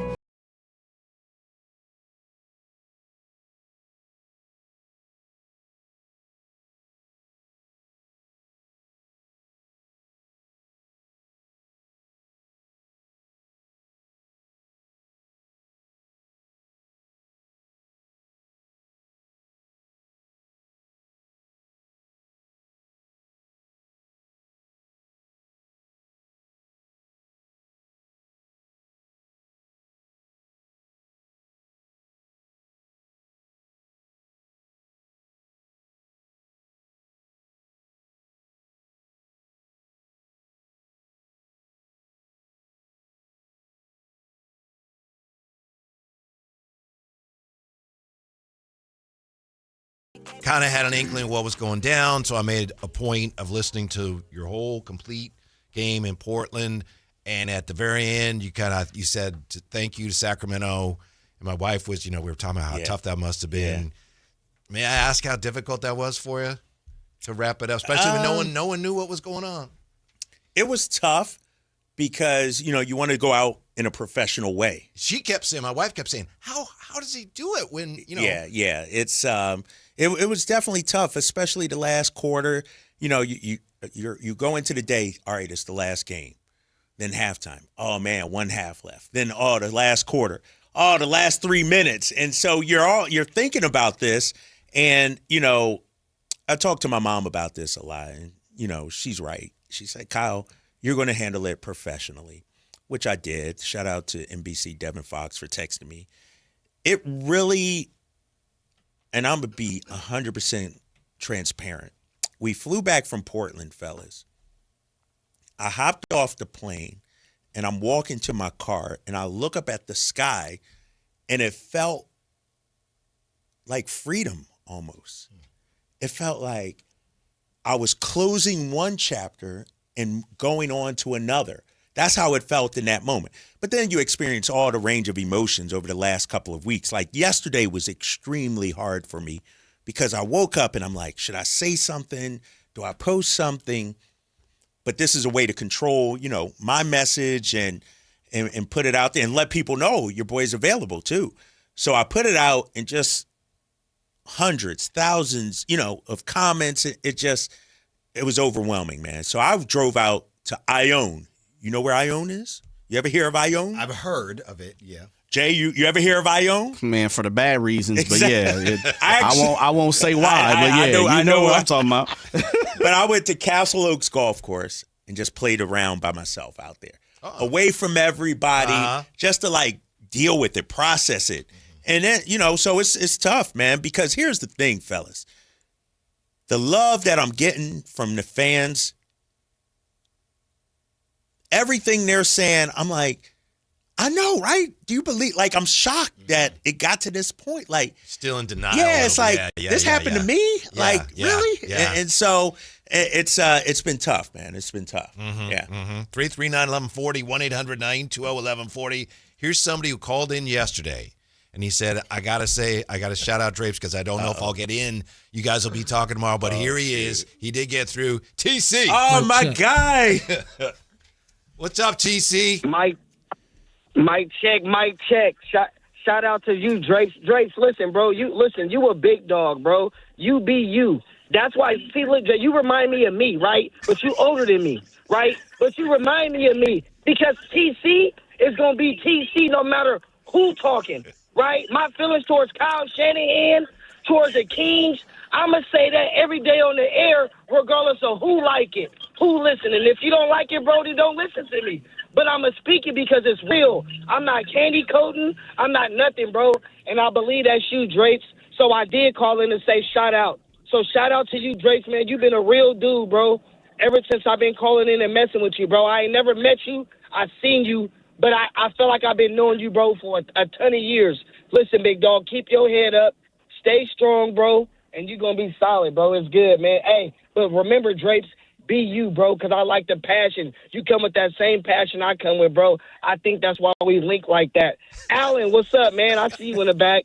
Drake, shout out, man. Have a good one, dog. All right, I love you, bro. TC, appreciate you. Jay, you got to clip that. You already know. TC going TC. Or whatever come he on, said. man. TC said, man, you remind me of me. You remind me, but That's you what older. I'm talking about. He said, but you're older than you me. know, OG. You know, the other part, too, is TC. I give love to TC because one thing he does is he comes in and he's very cordial. What's up, man? Shouts out to my boy Whitey Very and everything else. Yeah. So that's super dope because we don't have that enough. But I found it super funny. He was like, oh, yeah, and Alan. All right, cool. Yeah, I see you back there. Alan. All right, TC. That's cold game, T. Alan, see, you thought it was going to be one of us, and it wasn't even us. That way, it's all TC connected. got you, man. It's all connected. Oh, man. EJ joining us on Sactown Sports. Hey, EJ, you're on the drive, guys. Hey, Kyle Draper. One love, Whitey. One love, Alan. One love, Jay. Hey, Drapes.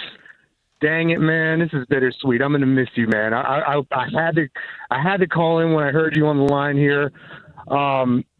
You've given so much to this community the past several years since you've been here, man. I've thoroughly enjoyed countless times of listening to you on the radio waves, watching you on TV as well. I just wanted to wish you nothing but the best from the entire city here, my man. I feel a good connection with you, man. I just want to give one for the road, man, one last fly, Eagles, fly. And I'm going to be sad, man, because I never got a chance to ask if I could borrow that Eagles serape that you talked about one time. Oh, yeah. That's enough, Jay. I got you, EJ. Hey, EJ, leave him up. No, I'm just. I got you because I did tell EJ I'd give him one last fly, Eagles, fly. So, number love. I think I need the full wide shot, though, to do it, though, right? Like, I don't need the 3-shot right here. I need the full wide shot here, Jay, just the single shot here. Go ahead, man. Fly, Eagles, fly. Go ahead, man. I ain't taking over your show. Go ahead, man. What else y'all got? Our show is your show. Yeah. Yeah. Oh, here's a voice we haven't heard in a while, but I know you're very familiar with him. I think he brought you nachos at the Golden One. He did, Steven. my guy. Hey, Steven, what's up? What is up, Whitey? What's up? What's up, Jay, back there? I see you, man. Alan, my boy. Draper. Yo. My guy. You know you're my guy, right? Hold on for a sec. Pause. Stop. You hear this, Alan? You hear it? I heard. My guy, he don't say it to you. He don't say Alan. So lead a my guy to me, please. That's your guy for my guy. I have my own section of my guys. Oh, okay. You got your own He's got guys. his own list. He got That's his right. own. Okay, His own list of my guys. What you got, man? His What you list of got? my guys. Man, dude, I'm gonna hop on this bandwagon, man. Thank you for everything that you brought to this city, to this franchise, to this fan base. You sharing your life, you're sharing your sobriety to everybody. I remember that day when you opened up and told everyone your story, dude. That was a huge we connect on that one, man. I really felt that one to my absolute soul, man. So big shout out to you. Your passion is infectious.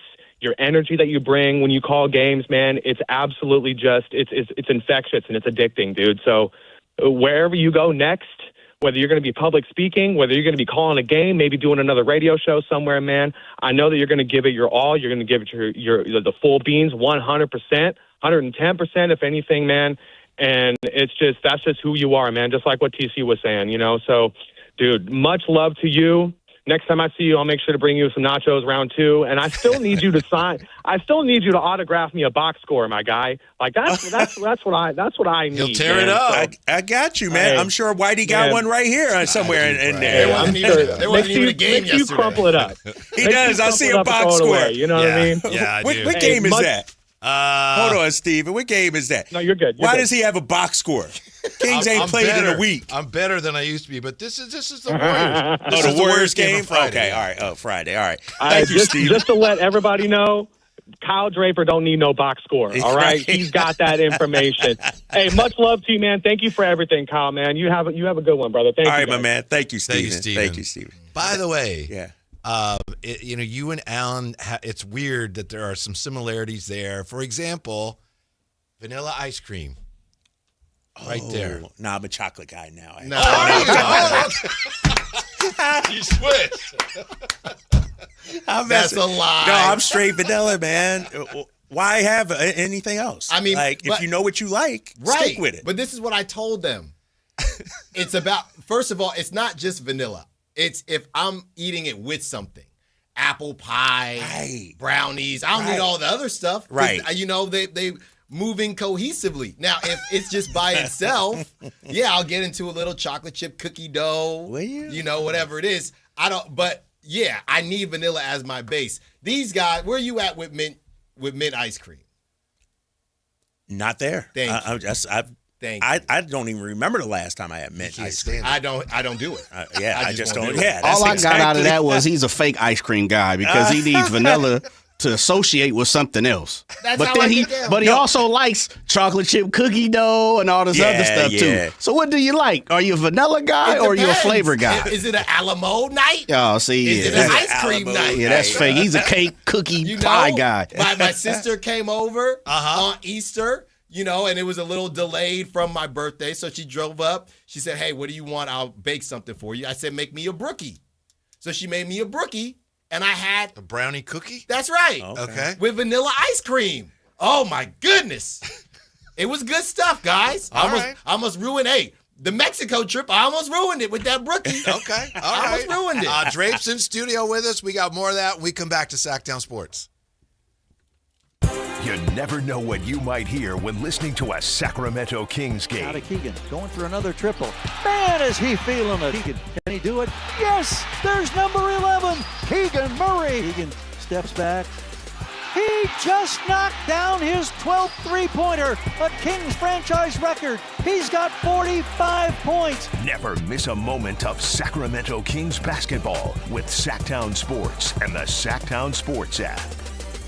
Growing your business? It's all about having the right team on the court. At Bank of Marin, we partner with businesses in the greater Sacramento area, delivering personalized service and local expertise to help you make a slam dunk. Whether it's customized lending or solutions to keep your business growing, you'll benefit from local decision-making, expanding, acquiring additional assets, or building a lasting banking relationship. We're ready for tip-off. Bank of Marin, your local business bank. Visit us at bankofmarin.com. Member FDIC. If your passion is bass fishing, only one radio show has the action, information, and excitement of your favorite outdoor sport. Ultimate Bass, hosted by Tournament Bass Pro and California Outdoor Hall of Famer Kent Brown, takes you live to where the fish are biting every Saturday morning. Only Ultimate Bass feeds your passion with the latest news, products, tips, and advice from the pros. Ultimate Bass with Kent Brown, Saturday mornings at 5 a.m. on Sactown Sports 1140, part of SEP's Saturday Morning Outdoors. This is a special alert to all Americans who own a vehicle with less than 200,000 miles with an auto warranty about to expire or with no warranty coverage at all. Due to a decline in the economy, CarShield is announcing a low-cost month-to-month vehicle protection plan that is now available to the public to save any driver out-of-pocket expenses on future auto repairs. Call now to find out how you can pay almost nothing for covered auto repairs. Yes, you heard that correctly. Pay almost nothing for covered auto repairs. An open phone line has been established for all drivers to call for a free quick quote. Call 800-292-4541 now. Drivers who are covered will not have to pay for covered repairs again. This protection plan is at an all-time low. Additionally, drivers who activate this vehicle protection today will also receive free roadside assistance, free towing, and car rental options at no additional cost. Call us for your free quick quote today. 800-292-4541. That's 800-292-4541. What do you have to lose? Call 800-292-4541. Again, 800-292-4541. This is the sound of Claire, cooking dinner at home. And that's the sound of a fraud alert from Wells Fargo, flagging a charge for a pricey restaurant in Paris. Considering Claire isn't in Paris right now, that seemed odd. To the bank and to Claire. 2 taps later, Claire says nope to the charge, and Wells Fargo is on the case. However you make money work, Wells Fargo can work with that. Wells Fargo Bank, N.A., member FDIC. There's the hard way to buy a car, and then there's the Hoblet way. Transparent prices, fast paperwork, and a team that's there to help, not hover. We've spent 77 years refining this process so you can get in, get out, and get driving with zero drama. Car buying doesn't have to be stressful. At least, not when you do it the Hoblet way. Experience the difference at HobletDodge.com. The easy way to buy. Golf to Go is brought to you by the Hagen Oaks Golf Super Shop. Here's Frank LaRosa. We are fortunate in Northern California to have weather that allows us to play golf year-round. On the other hand, that's a lot of time to be exposed to the sun's harmful rays, so just remember to apply the sunscreen. Experts say that SPF 30 blocks 97% of the UVB rays that cause sunburn, and you should apply sunscreen at least every 2 hours. So put it on before you play and reapply at the turn. Apply it evenly and thoroughly. When you use a spray, don't step into the spray because you won't be putting it on evenly. We all tend to get our arms, legs, and face, but make sure you apply to your ears, neck, hands, and scalp, and don't forget the backs of your knees. And make sure you check the expiration date. Experts also say the sunscreen that works is the sunscreen that you actually are going to put on your skin. That's your Golf to Go. I'm Frank LaRosa. Card collectors know there's nothing as special as a rare one-of-one card. And now you can hear a very rare one-of-a-kind sports card show right here on Sactown Sports. Whitey Gleason here inviting you to join me and Mr. True Sports Cards himself, Emran Pilati, for the True Sports Card Show every Saturday morning at 10 on Sactown Sports. It's the only sports card radio show in the nation. For all your hobby needs, get to True Sports Cards, 6661 Stanford Ranch Road in Rockland. And for hobby, insight, and fun, join us for the True Sports Card Show Saturday mornings at 10 on Sactown Sports. Spring is here, and warmer days are right around the corner. Before the heat hits, call Brower Mechanical. Right now, when you purchase a new high-efficiency AC system, you can choose a water heater or a whole house fan for just $1. Or get your AC professionally tuned up for just $89. Don't wait until your system breaks down during the heat. Brower Mechanical, where quality meets comfort. 916-352-3113. Residential and commercial HVAC sales and service. License number 1081055.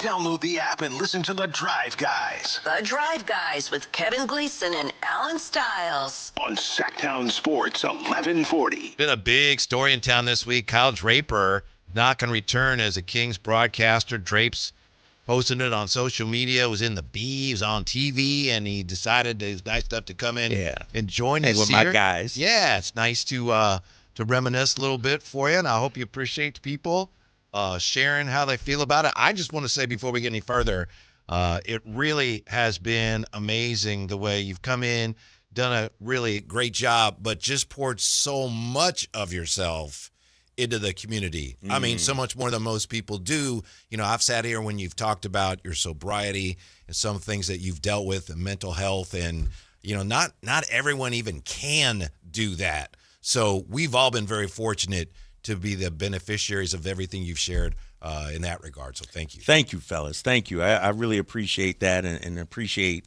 you know, Sacramento and the people here, you know, because a lot of times, man, you know, one thing to keep an eye on, you know, is are people doing things for themselves or for the greater good to help others? And I'm not all holier than thou. I've made my mistakes, no doubt about it, you know. But I'm at a point now where I get fulfillment from seeing people come up to me and say, case in point, I was at a leadership conference about a month ago up in Cameron Park. And I talked about my sister dying of a drug overdose, my brother dying because his heart gave out from drugs, growing up in an abusive household. And so I told this story and I crafted it. And afterwards, this 17-year-old girl came up to me and said, Kyle, thank you so much for telling your story. I'm going through the same thing right now in my house. My dad's abusive. My sister's strung out on drugs. And so those are the things that fill me up. I enjoy calling games. I love calling games. I love being part of sports. But in terms of filling my heart, it's stuff like that, man. Being able to touch the community like that. Yeah.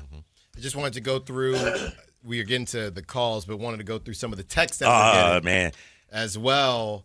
This is a text from Chris with the K. Drapes, my husband and I sure do appreciate you. We enjoyed your humanity, sense of humor, and love of people and basketball. That's from Chris with the K. Thank you, Chris. From UPS, Chris. Drapes, thank you for all your time you have given to Sacramento. It was a pleasure getting to meet you in person at the last Kings versus Blazers home game. Wish you the best. We have Jay Woods, our guy Jay Woods, who helps out here Jay. from Promotions. Hey, fellas, it's Jay. Tell Kyle Draper that it was nice to meet him the few times I did and always thought that his excitement on the broadcast was infectious, and I know someone is going to pick him up right away. Many blessings and much love. From Chris the Mom, who I actually just met Chris the Mom at the last Rivercats game. I can't call in because I will cry. Wishing the best to the very best. Take care, Kyle. Stay available, stay wise, and don't leave us. From one of your biggest fans, Chris the Mom. 916 says, man, they should light the beam in honor of Drapes as well. And 916 that's how says, it is in Sac. It's lit.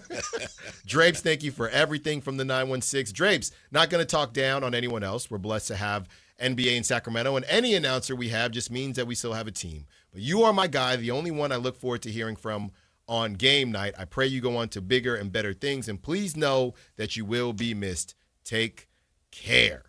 There you go. From Jersey Boys 916, last one. Drapes, great hearing you on the show today like old times. Wishing you the best in life as you move forward. Now, the real question is, are they giving you a statue in Sacramento for most wins in the history of the Whitey's Way Back Machine quiz? That ain't true, first of all. No, You're looking at me. I had a good run for about 2-3 months, Jay. Yeah, half that I was on vacay. You know what I'm gonna do just for you guys? I'm gonna create a statue of myself, like a little. You know how they got the Oscar or something? It'll be a Drapes Award, and I'll bring it in, and whoever wins that day Okay, you can give you it to should him. just give it to Kyle Ledbetter because he beat you. He was spanking him. He beat you pretty good. He didn't have enough games to qualify, though, right? You know what I mean? We got that 65 that game threshold, rule, right? I don't know if you've had a chance to reflect on this at all, but are there any moments, games, just as far as what went on the hardwood, moments with players or any games that you're always going to remember? Well, the one we talked about earlier, the box score one, that was fun. Was that the Boston one? Yeah, it was Boston, and was that the one where Cedric Maxwell came up too and everything? Yeah. I was heated, bro. I was heated. In terms of memorable TV moments, like, I don't need the box score. Like, she handed it to me, and I balled it up. And She handed it to you because you asked for it. I know. I was like, give me. I don't need the box. You should see her too over the last 2-3 years of that. She'd be looking like she was playing double dutch, unsure whether or not to come up or not. And so I love that moment. Obviously, that first game, man. That first game of the playoffs against Golden State, loudest stadium I've ever been in. I think today might be the anniversary. I think so. I think you're right. I Yeah. think you're right. Standing up, waving the towels and T-shirts with the fans. That was great. And then also, one last one, and this is not basketball. This is just, my career here. When I dressed up in the De'Aaron Fox. Oh, yeah. And I had the headband and everything. That was mine. That's who I am. You know what I mean? NBC didn't like that, mind you. But I don't care.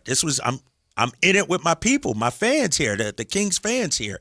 And so those are like my top 3 favorite fun moments I've had here in Sacramento. What about that Monday when you came in last season? Was it November? I know I just got back from wherever I was, and it was the day after the 49ers had beaten up the Eagles pretty good. I remember. Oh, man, I know. I'm going to miss talking about that, man. Just the Niners-Eagles rivalry and everything. Well, you got the Super Bowl. I know we always Right, go back that's and all forth that with you, but matters. You got that recent Super Bowl. Alan, how old are you, young fella? I just turned 36 a couple weeks ago. So you were about 5 years old when the Niners last won their Super Bowl. First of all, he ain't a Niner, so don't compare him to no Niner. I'm just saying. Think about it. You should ask him the last time the Raiders won. Yeah. Well, look, my name Bennett. I'm just You sitting just here. here. I'm just saying. here. It's been generations since the Niners. Like, seriously. Yeah. Generations since they won a Super Bowl. Draves, So. I was curious because I took a decent amount of flack when I moved out here from the Bay, and when you are taking a job, it can get a little sticky, right? And I know play-by-play is not the same as, talking about a team the way you got to do on radio. You know both sides of it, of course. But how does your fandom work, right? You were with Boston, now you're with the Kings. Is it that you don't necessarily, or do you become a fan of those teams, and then when you leave, they just have a kind of a special place in your heart? How does that work? Well, I'm going to go back to Boston. Mm-hmm. If the Celtics did well, that meant I was doing well. Right. National stage, NBA Finals, it's all good. But then when you leave, like, screw them. You know what I mean? Even though I left on my own accord. Right. But one of the reasons why I left Boston was they said at the time, you'll never get the Celtics play-by-play job.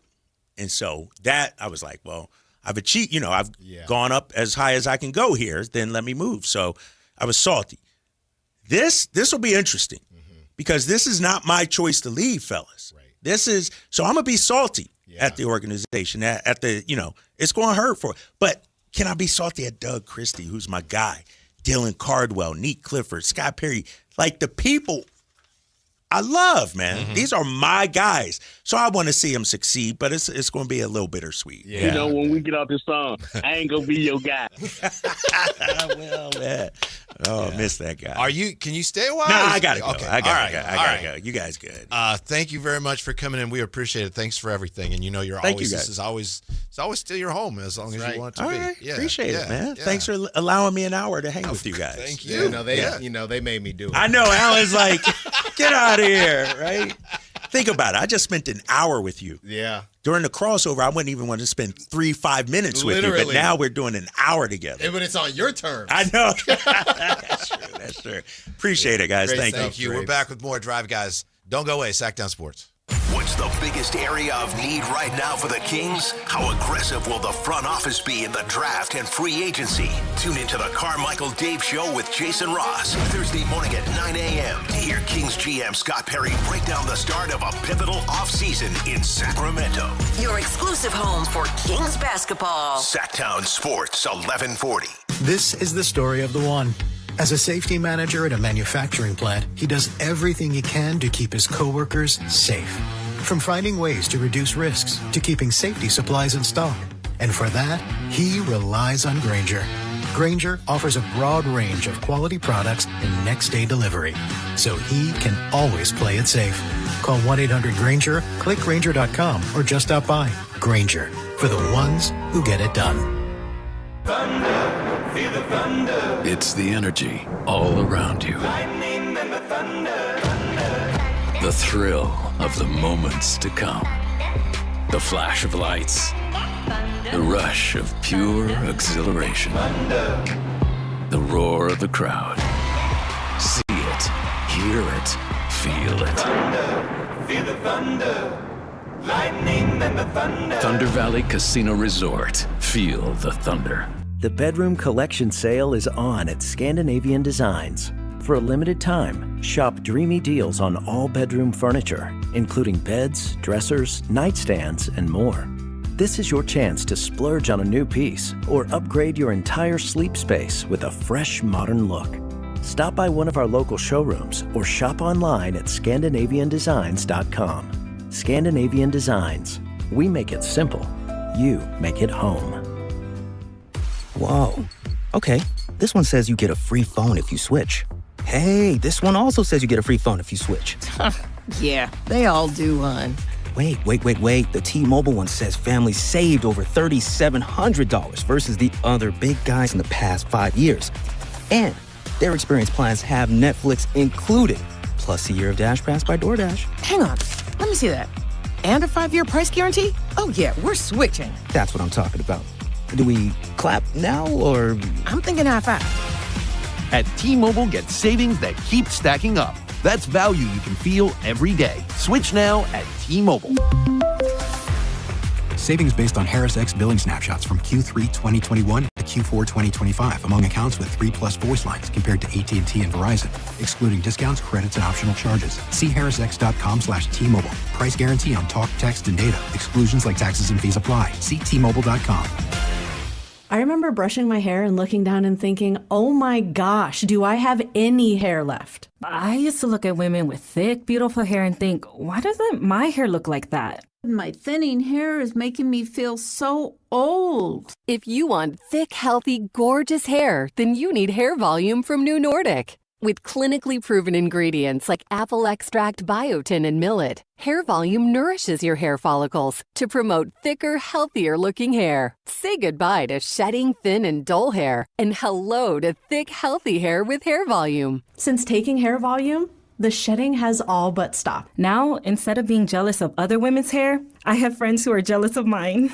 My hairdresser couldn't believe the difference in my hair. Now she's using Hair Volume too. Available as a tablet or delicious gummy, Hair Volume is available online at Amazon and NewNordicUSA.com, or find Hair Volume in the hair care aisle at your local CVS. Running a business takes grit, vision, and a partner who believes in your success as much as you do. At Valley Strong Credit Union, business banking is built around you, the entrepreneurs, the growers, the dreamers, powering our community. Whether you need flexible checking, faster payments, or financing to take your next big step, Valley Strong brings local expertise and real relationships to every stage of your business. Because when local businesses thrive, the whole valley grows stronger. Valley Strong Credit Union. Grow your business, grow your future. ValleyStrong.com/business. Now through May 3rd at Big O Tires. Get $50 to $100 instant savings on 4 select in-stock Cooper, Hankook, or Pirelli brand tires with installation purchase. Book your appointment online today. Disposal fees extra, not good with other offers. See your locally owned Big O dealer for pricing. KHD1 Sacramento, KYMX HD3 Sacramento. From the Power Business Technology Toshiba Studios. This is Sactown Sports 1140.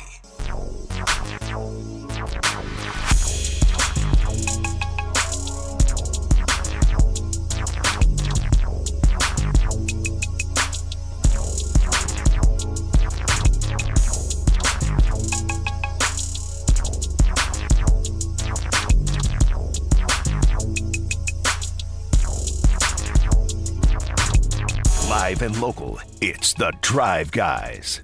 Watch the show on youtube.com/Sactown Sports 1140. Or listen on the Sactown Sports app. Appreciate all the kind words. I know Kyle does too, but appreciate people sharing that here. Kyle's just made his way out. Rough week for him, obviously. Very an eventful week in the Kings broadcast world. We're still awaiting any kind of announcement on Mark Jones and his future. We think we know where that's going, but we'll see. And of course, the Kings with the exit interviews this week. There's been a lot going on, including the media sessions today for Scott Perry and Doug Christie. A lot. A lot. And you know what? You were saying earlier, hey, there's people at this station that have sources, and then there's people at this station who has sources. There's a person at this station. Yeah. The birds were chirping last week, and that person delivered. Yeah. That person definitely delivered. And obviously it's not all good news, but yeah, there was definitely a lot of news going through the rest of the weekend. Whitey, it's only Wednesday. It's only Wednesday, so I don't know what could happen next.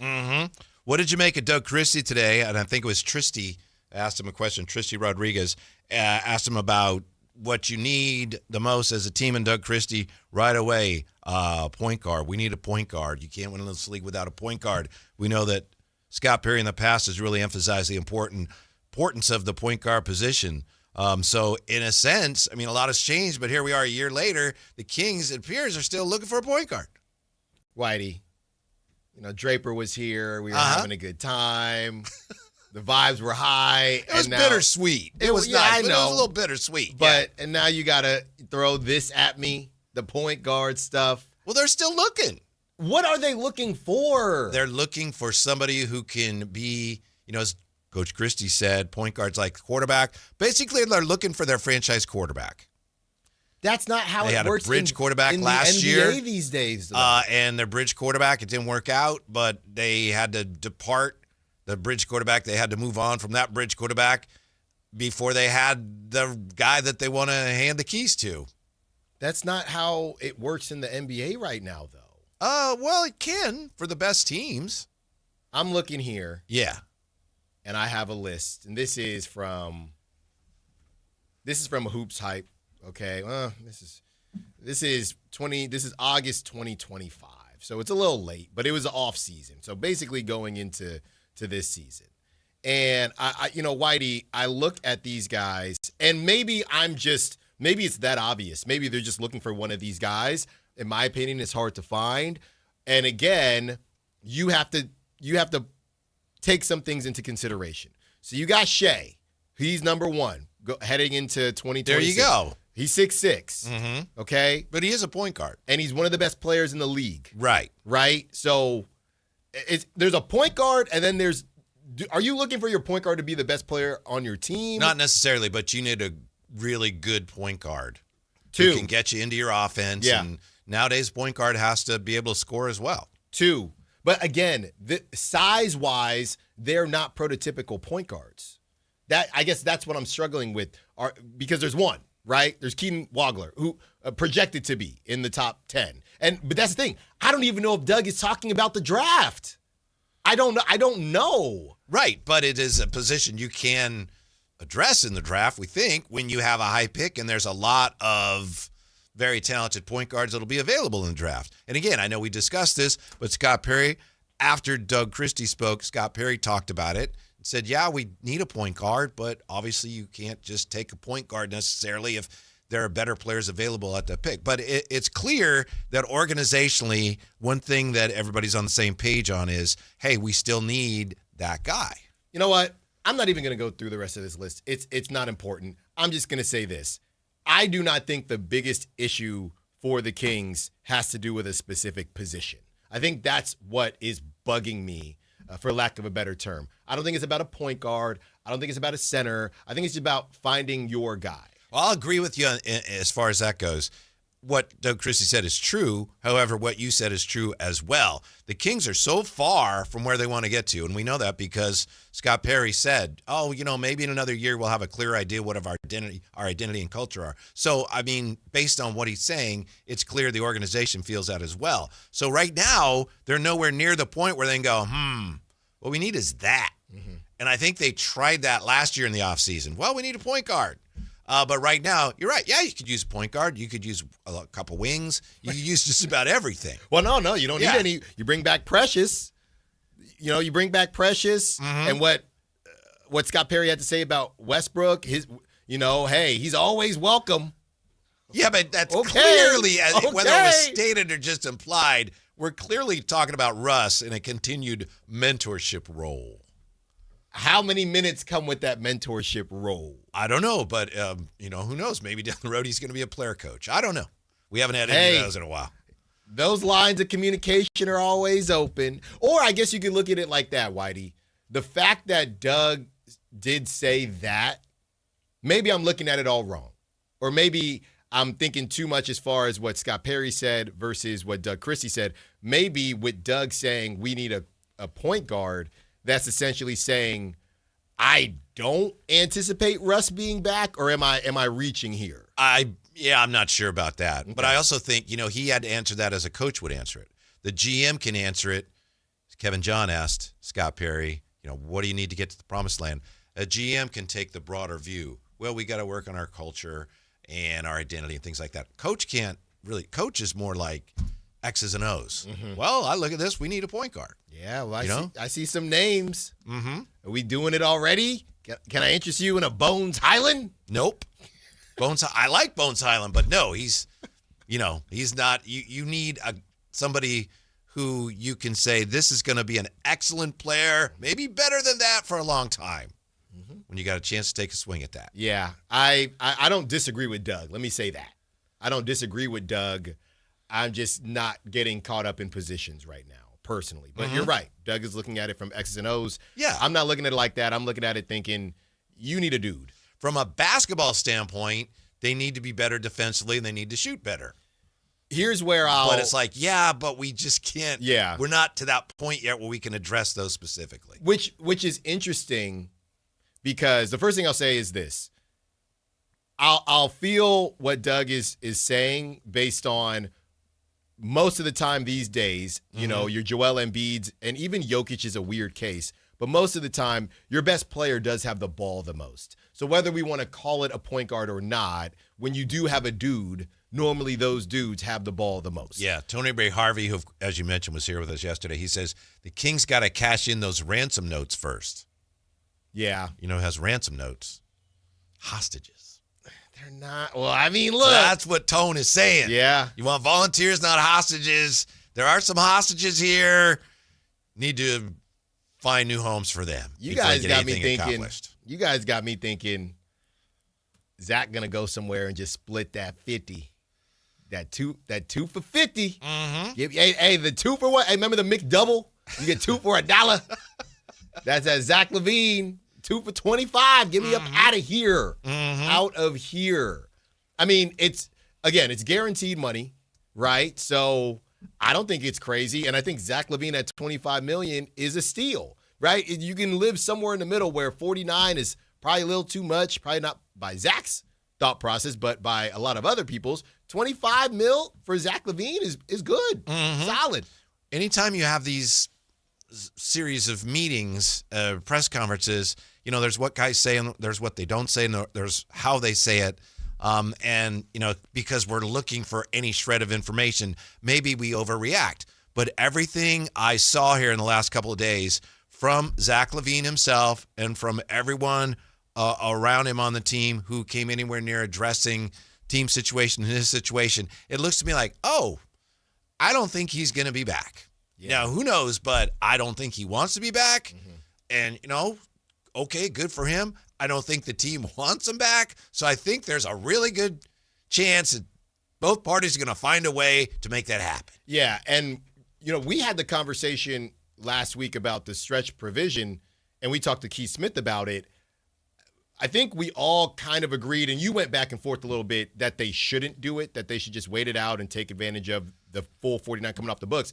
That doesn't mean they won't, right? That's still a possibility. I guess so. That would be, I don't think they should. I don't think they should, and I hope they don't. But it is an option. Yeah. If he says, well, I'm opting in.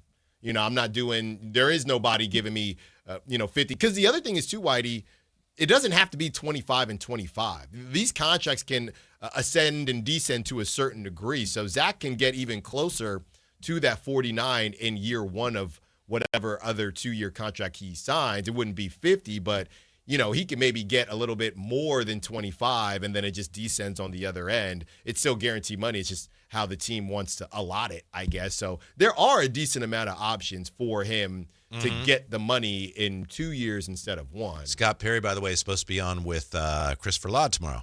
That's right. Yeah, Christopher Laud and Jay Ross, pardon me. And Carmichael Dave. Okay. Yeah. Is Not he back? familiar. Is he back? Yeah, I think so. Okay. I don't. Never know. Somebody on the radio today was saying that he had a potato up his nose, so I don't think that was Verlaine, and I don't think it was Jason Ross. Did he really? Well, yeah, but he said not. Yeah, he's. I don't know what's going on. Wait, during the show? Yes. Was he eating breakfast? I don't. Dave's just crushing hash browns during the show? I don't know what happened. Yeah, I feel like I have a potato up my nose. He does like to munch during breaks. Because these breaks, Jay will pop in. We don't know how much time we have. So if you get into it one time, Kyle's got the cut. You've heard it where I choked on the almond. I thought I had more time, and Kyle's, we're coming back. I'm mid-almond. Oh, we'll have to find that. Nah, we don't have to. Yeah. And I was done for like 3 minutes. Kyle, had to talk, which was fine. No problem there. But in my experience, I don't know about yours, Alan, almonds is the number one thing. If you're going to talk on the radio, don't eat almonds. I love almonds, but don't eat them. Popcorn would be number 2, perhaps, on the list. But almonds is a clear number 1. I got another one. They'll get you every time. I got another one for you, Jay. Okay? Because you get on me about the vanilla. Kyle, Draper, and I were connected there. But I got another one for you, Jay. All right? If you talk about cultured individuals, state fairs coming up, county fairs coming up. I'm a fair guy. Kettle corn over normal popcorn all day, every day. Now, how about that? Oh, I'm not with you, but I understand. I mean, I'm not going to get all upset about it or anything. Is that less egregious than the vanilla? Especially popcorn at the Golden One Center. Yeah, you better may get there be the early. best in the league. Hey, you better get there early. Hey, go fast. It's worth getting there early for. All right. Yeah, I don't think Jay's taking the bait on that. Look back. He just waved that off. All right. Yeah. I thought I'd get him on that one. Just saying. What you want me to do, man? Tell me, I got you. I'm just letting y'all know I'm cultured. Cultured because you like kettle corn more than regular popcorn. That is correct. Okay, good for you. I'm just letting you know. How does that make you cultured?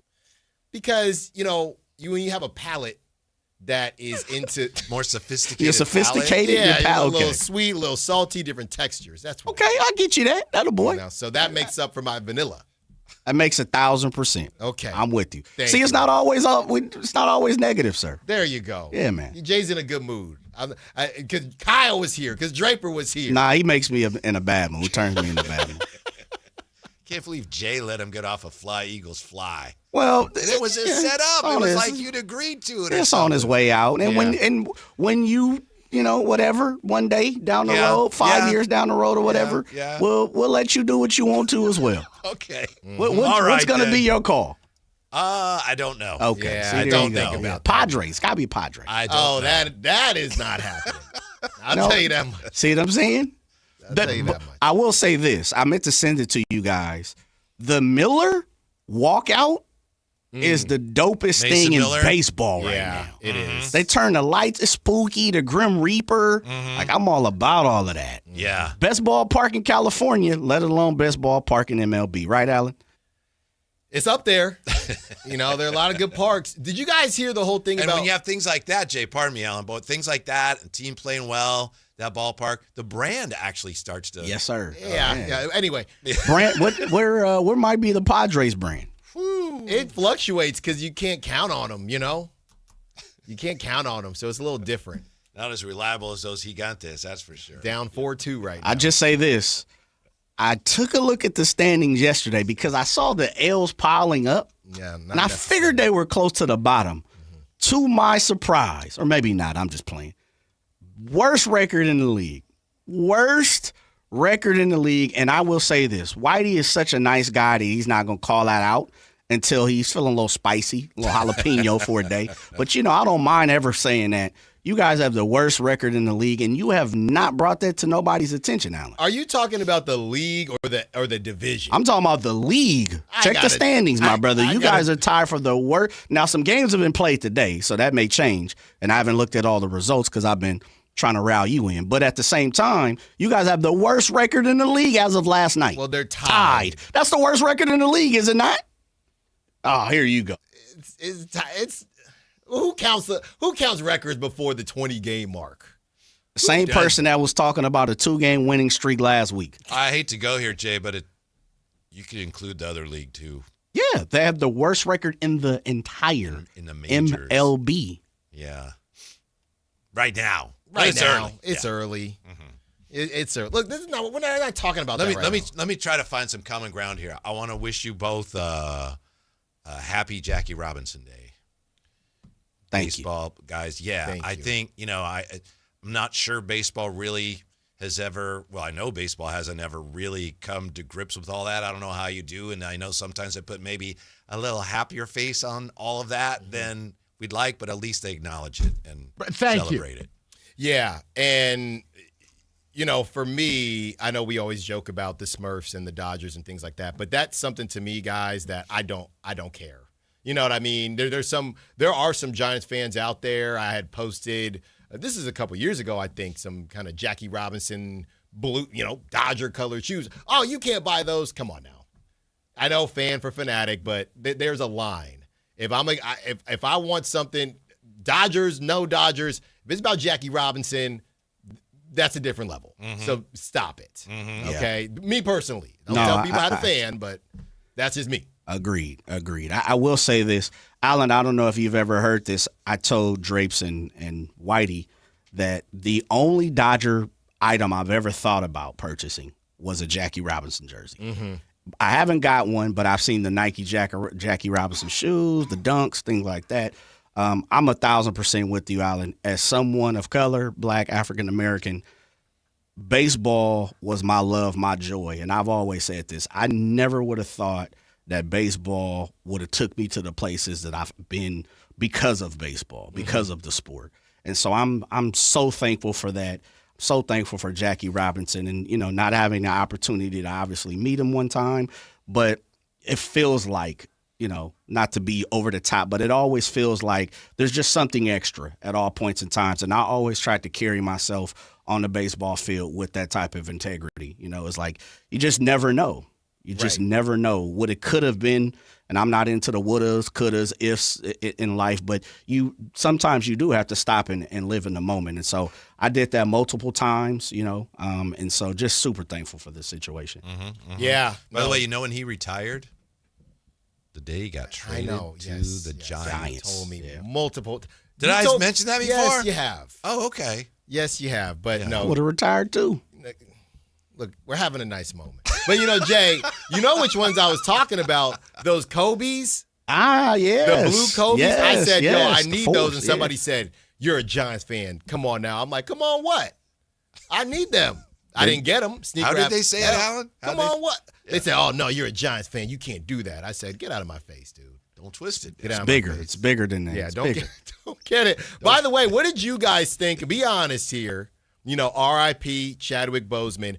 I thought that 42, the movie 42, I thought it got as close as it could get to being, quote unquote, like you said, Whitey, more real, but still soft enough that a kid could watch. They tried their best to, they dropped some words in there and they tried to show it. Obviously, if you did it the whole thing, if you want kids to watch, there has to be a level of, hey, we can't go. I thought.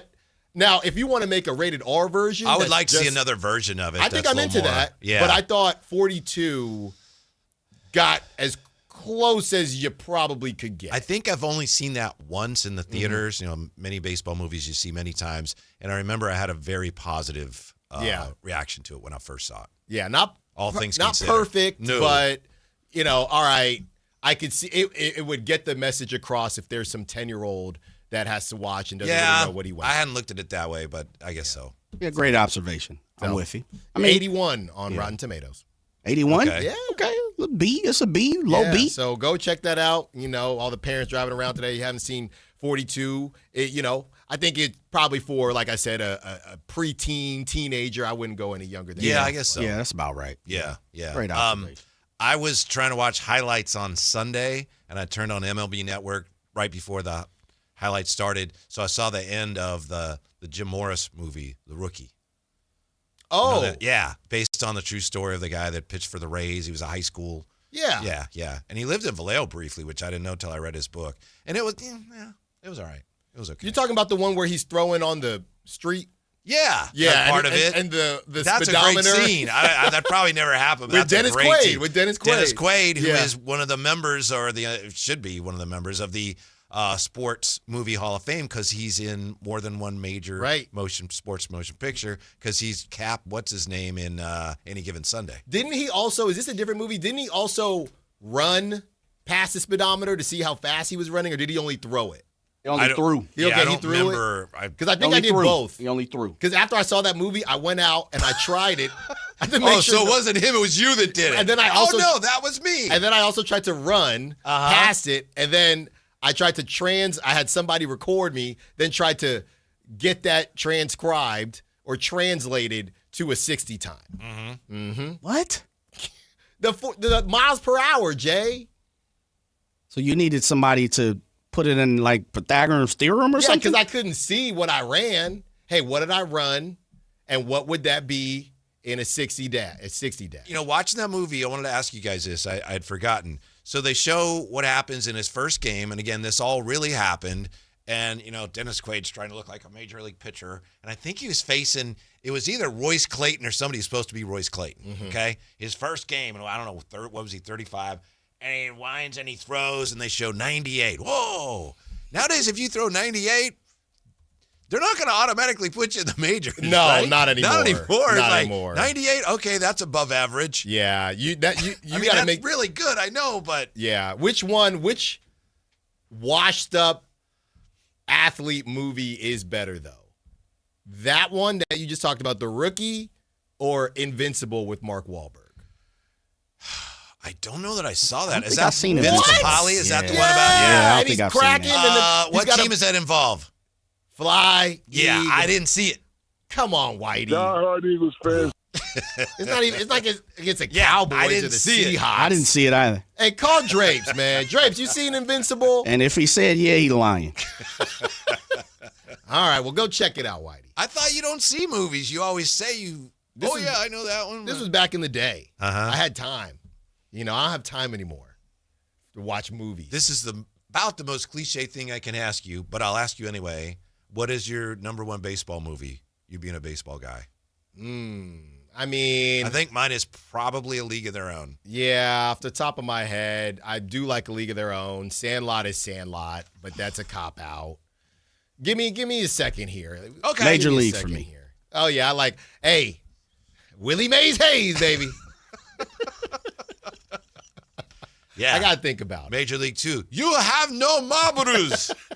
The most stunning thing about the Hornets' amazing win last night. More on the Kings and Alan's favorite baseball movie when we come back to Sactown Sports. Get in the zone, AutoZone. Annie's first oil change wasn't as hard as she thought because she went to AutoZone, where a friendly AutoZoner helped her find the right oil and save on an oil filter. He explained the job and showed her free how-tos on AutoZone.com. When she was done, AutoZone recycled her old oil for free. No hassles, just help. Everything you need, nothing you don't. Get in the zone, AutoZone. Restrictions apply. I'm Ed Edens, CEO of Consumer Cellular. No, we're not one of the big guys. Truth is, we don't want to be. If you're over 50, Big Wireless probably has you paying for more data than you might need. You could be throwing away thousands over a lifetime. Our entry-level data plans start at just $20 a month. And for a limited time, switch and get your second month free. Call 1-888-FREEDOM, visit consumercellular.com or a store near you and get your second month free today. Plans include $5 credit for auto pay and e-billing. See site for additional details. Get in the zone, AutoZone. John always listens to his truck. So when his brakes start talking, he goes to AutoZone. where a helpful AutoZoner gets him the right parts. If John has time to put them in, he borrows a kit with Loan-A-Tool. And if he doesn't, he gets a free shop referral. No hassles, just help. Everything you need, nothing you don't. Get in the zone, AutoZone. Deposit required for Loan-A-Tool. Restrictions apply. Help DEA keep our communities safe and healthy by participating in National Prescription Drug Take-Back Day, Saturday, April 25th. Take action right in your own home by cleaning out your medicine cabinet of unneeded medications. Keep them safe, clean them out, take them back. Find a collection site near you at DEATakeback.com. Do your part to lower overdose deaths and prevent prescription drug misuse before it starts. That's DEATakeback.com. Capital Casino is conveniently located in downtown, 411 16th Street, and has been a part of the greater Sacramento area for over 20 years. They offer the best variety of games in the region in a safe and friendly environment, and there's plenty of parking, all well lit and monitored by security. Come have a great meal at the cafe and restaurant inside. Capital Casino has the best food, the best service, and the best action. But please always remember to gamble responsibly. 1-800-GAMBLER. With Popeye's new $6 faves menu, you can get this 3-piece chicken, this 3-piece tenders, this chicken sandwich, or these 2 regular sides for just $6 a piece. I know you can't see what I see, but trust me, those bold Louisiana flavors look so good, you might just have to get them all. Now there's an idea. Love that chicken from Popeyes. Limited time at participating U.S. restaurants. Price may vary. Terms apply. Spring is here, and warmer days are right around the corner. Before the heat hits, call Brower Mechanical. Right now, when you purchase a new high-efficiency AC system, you can choose a water heater or a whole house fan for just $1. Or get your AC professionally tuned up for just $89. Don't wait until your system breaks down during the heat. Brower Mechanical, where quality meets comfort. 916-352-3113. Residential and commercial HVAC sales and service. License number 1081055. Injured and you're considering an LA law firm looking to charge you 45% to 50% in attorney's fees? That's overcharging. Ashton & Price has been around for over 25 years, and I can tell you no matter how complicated your injury case, you should never be charged 45% or 50% in attorney's fees ever. Direct, experienced, unrelenting, and honest local representation matters. It's called Home Court Advantage for a reason. Ashton & Price serious local attorneys for serious people with serious injuries. So for the best local advice, don't think twice. Call Ashton & Price.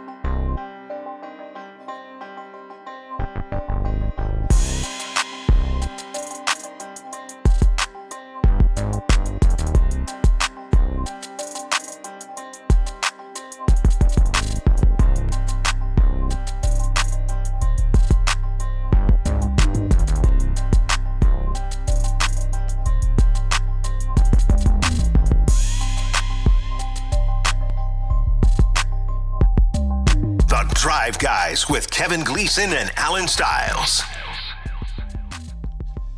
All right, pencils down. We've all been trying to figure out what Alan Stiles' favorite baseball movie is. Yeah, it's tough, man. Do you have one, or is it do you feel like, well, I got to have an answer? I don't have a lot. I don't necessarily have an order, but my top, Hardball. I mean, Hardball was great. Okay. Yeah, Hardball was Don't great. get attached to the little guy. Yeah, Hardball, and just, based on when I was coming up, Hardball, Rookie of the Year was great. Mm-hmm. Rookie of the Year was great.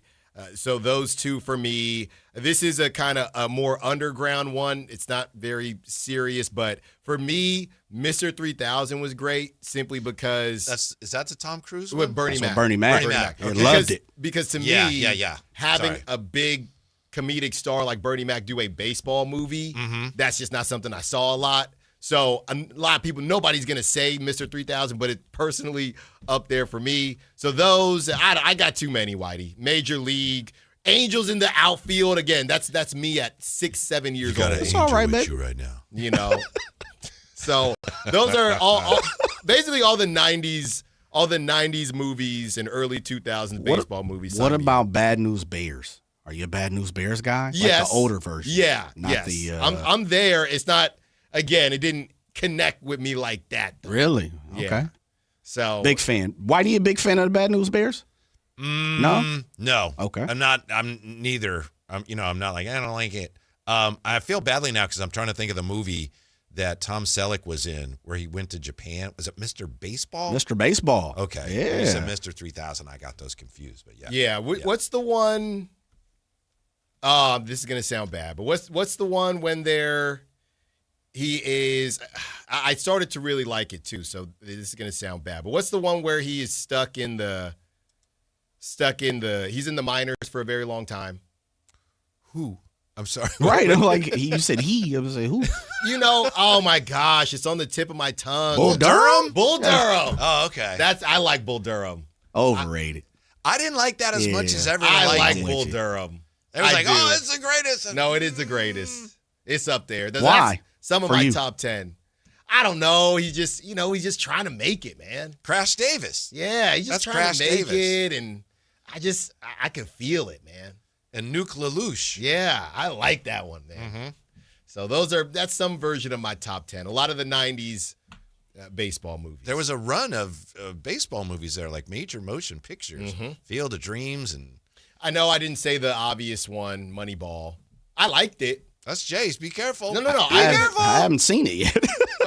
No, Moneyball. You said Major League. Yeah, Major League. Major League's the best. I've never seen Moneyball. Yeah, Major League is the best. Yeah. Because that's what I referenced during the Kings season when people were trying to say, Doug's not taking right. You think Vivek's just up there, lose games.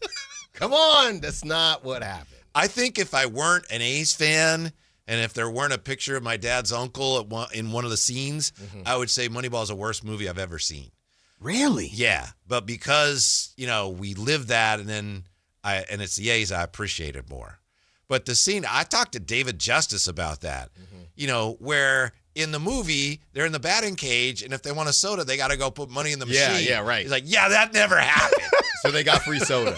Well, it's just like any other Major League team. You don't have a soda machine in the batting cages, for one thing. Yeah. Well, now that we're here, when you talk about how accurate these movies are, there was this thread going around about how inaccurate, and this is my favorite sports movie of all time, the thread going around about how inaccurate Remember the Titans was, and there were people like me who came up, right in the middle of your sports, really apex, watching Remember the Titans. All of us said, shut up. We don't care. Don't tell me, hey, well, actually, they were already integrated. They weren't the only Don't care. Don't care. Can't ruin that movie for me. That it is what it is. It is like, oh, well, actually, when they won the championship, this had already happened and the crash. Don't care. Yeah. I don't care about how accurate it was. Have you ever seen Glory Road, which was about UTEP? Yep, the basketball one. Kentucky? I like it. Western Texas. Yeah. Something Tech. Yeah. It was UTEP, I think, before they were. Yeah, it was before UTEP. They were Yeah. West Texas something. But that day, the day that came out, my daughter it was like father-daughter night at her school. And she's like, look, can we just go to a movie instead? I was like, yeah. Because, those things are, anyway, they're great. So wait, hold on, because I have questions. Yeah. Did you go to that instead, but say that you were going to the father-daughter night? I don't think so. Oh, okay. I mean, there's nobody, it's not like we told my wife or anything. No. She's like, can we just go to the movie? So we went and saw that movie. And I remember I was disappointed. It was very Disney-fied, and because that's such an important moment in basketball history and American history. In the movie, at one point, they decide, okay, well, in this game, we're not going to play any white players.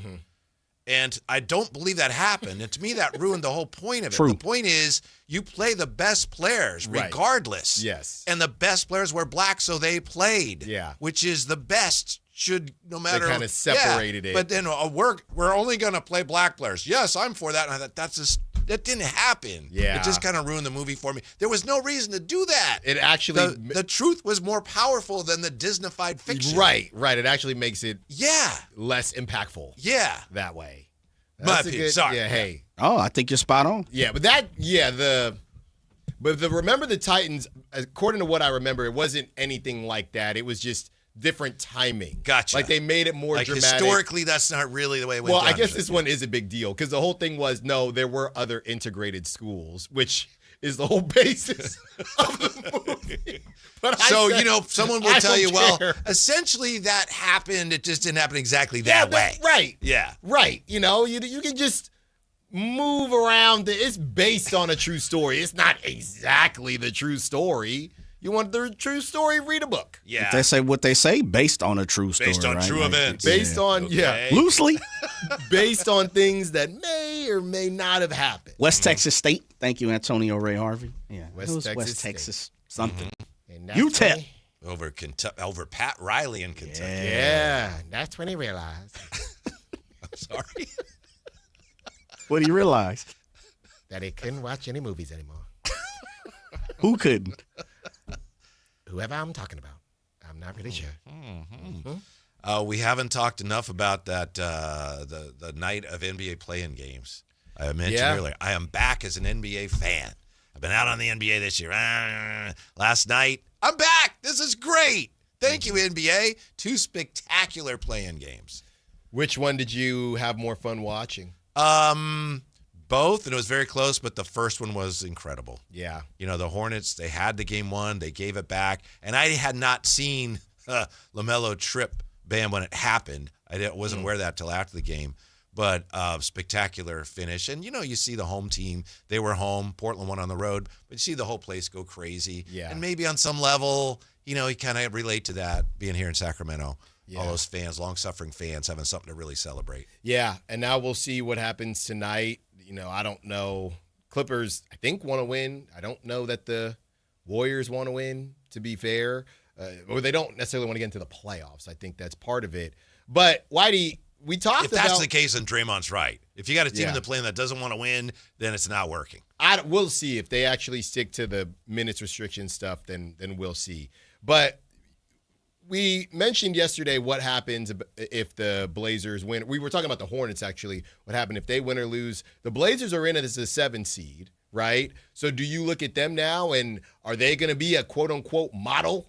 Right? You know how we used to do that? The Kings need to follow the Nuggets model. I've heard the Pacers people model. say that about them already, which is kind of curious. And I think, they have a couple vets. They have some bad contracts on the team, but they found a way to power through. They did give up a decent bit for Denny. I looked at the draft again. Everybody jokes about Malcolm Brogdon, and the Wizards ended up taking Bub Carrington, but they have another pick from Portland. So it was basically the Malcolm Brogdon thing was weird because I think he retired after that, but they did get 2 firsts for Denny. So the Wizards didn't lose Denny for nothing. I don't know if Bub Carrington's going to be better than Denny, but that trade was more even than I recall. And the Kings can't, or at least couldn't, get 2 firsts for Domas? Right. At that time, Denny wasn't that. I know. At that time. Well, you said he was. Maybe you were right. But I think here's the difference, guys. Nowadays, these trades aren't really about talent. It's about talent on top of how much you cost. And Denny is on a really good contract. So and that's how part long of it too. you're going to be around, too. Right. So, everybody's saying, man, how could the Wizards trade Denny? I don't think they realized. Obviously, they didn't realize what Denny was going to be. But as far as what they got back, Denny was on a decent contract because he hadn't shown that much yet. Right now, Whitey, he signed a 4-year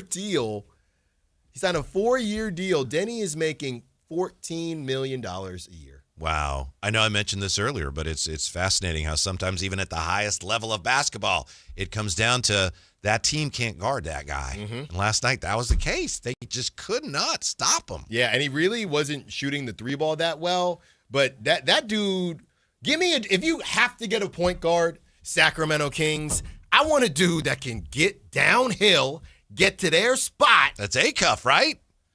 He getting downhill like that in the bigs. He can get downhill. I'm not saying he's Denny Avdia, but isn't that one of his strengths? It is, and he can shoot it. We know he can shoot it. So maybe we just get Darius A-Cuff and call it a day. Sounds like you don't give it up. What? I'm giving up, man. Why is that bad? I don't know. It's been the same thing. Go get another piece. All right. Conversation continues when we come back. Also, the most stunning thing about the A's, they keep winning the way they're not supposed to win. We got that next. Sactown Sports.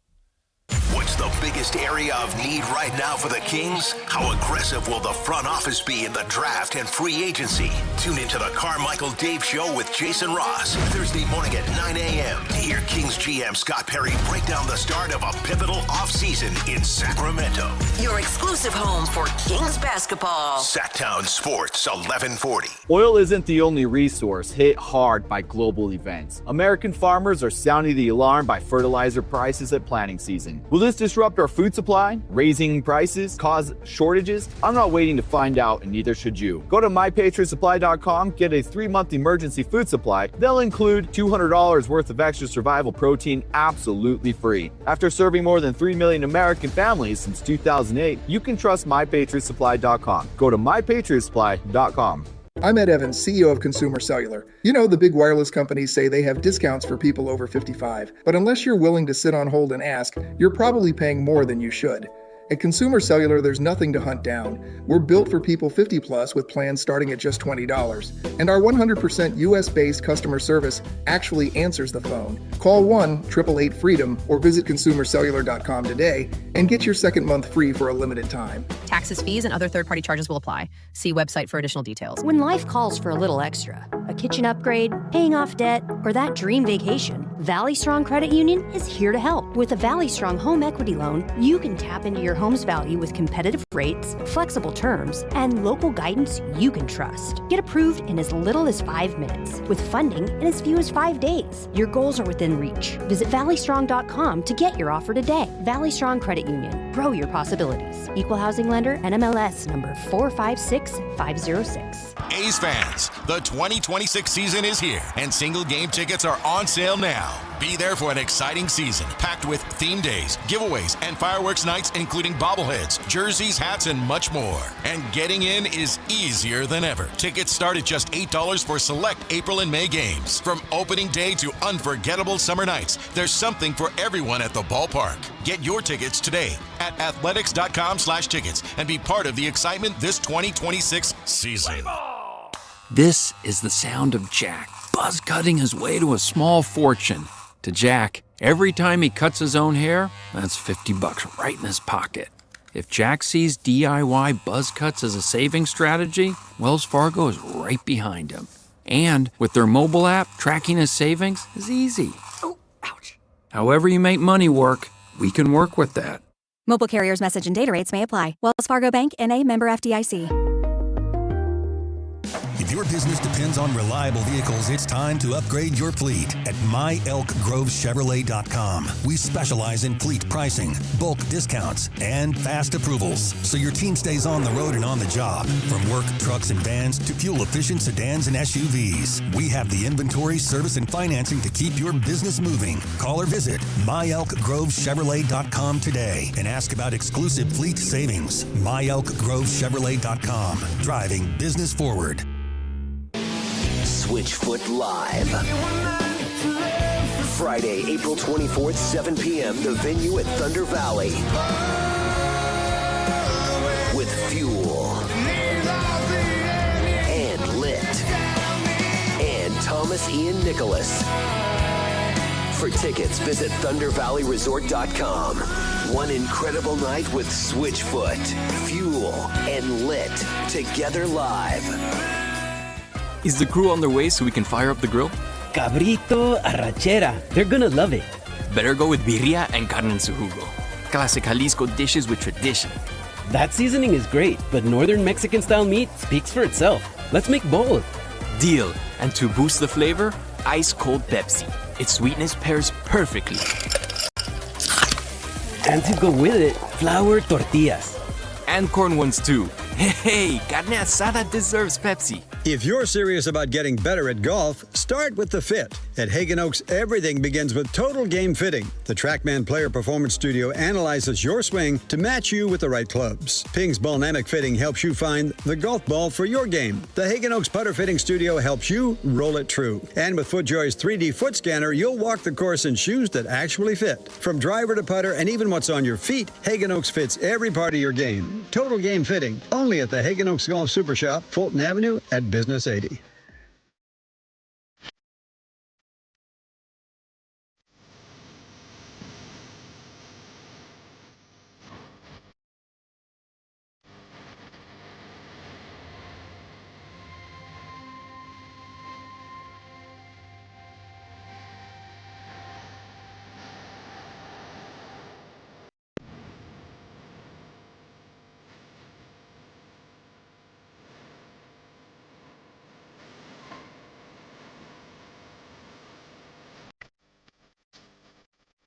The Drive Guys with Kevin Gleason and Alan Stiles on Sactown Sports 1140. There's probably no way the play-in games tonight can be as good as they were last night. That's okay. I'm back, both feet on board the NBA bandwagon. Right now, you got the Magic leading the Sixers 11-10, and tonight the Warriors against the Clippers. If I had to guess, I think there's a good chance the Clippers run them out the gym, as I said yesterday, but I'd like to see a competitive game. I think it'll be competitive. I think Steph will probably give us some moments, but Kawhi, he tends to play well against the Warriors, and these were good Warriors teams. So I would, Schmal and Miles, I think Kawhi's going to have a good night. They'll sign Zaza, send him out there. He's got a way of slowing Kawhi. I never should have reminded you of that. Slowing Kawhi down. Best 42nd pick ever. Man, that changed the game. I was there because that was Mother's Day. Okay. Yeah, I was there with my mom and my sister. And, those tickets weren't cheap. So everybody is in there just like, oh, man. And my little sister doesn't follow sports, but I don't know. It was Mother's Day, so I had to take her. And she's sitting there.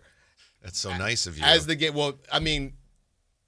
I'm trying to take my mom, but she's there. So, all right, let's just all go. And she's sitting there because she says stuff like this, Whitey. She goes, man, all these people paid this money and the Warriors could lose.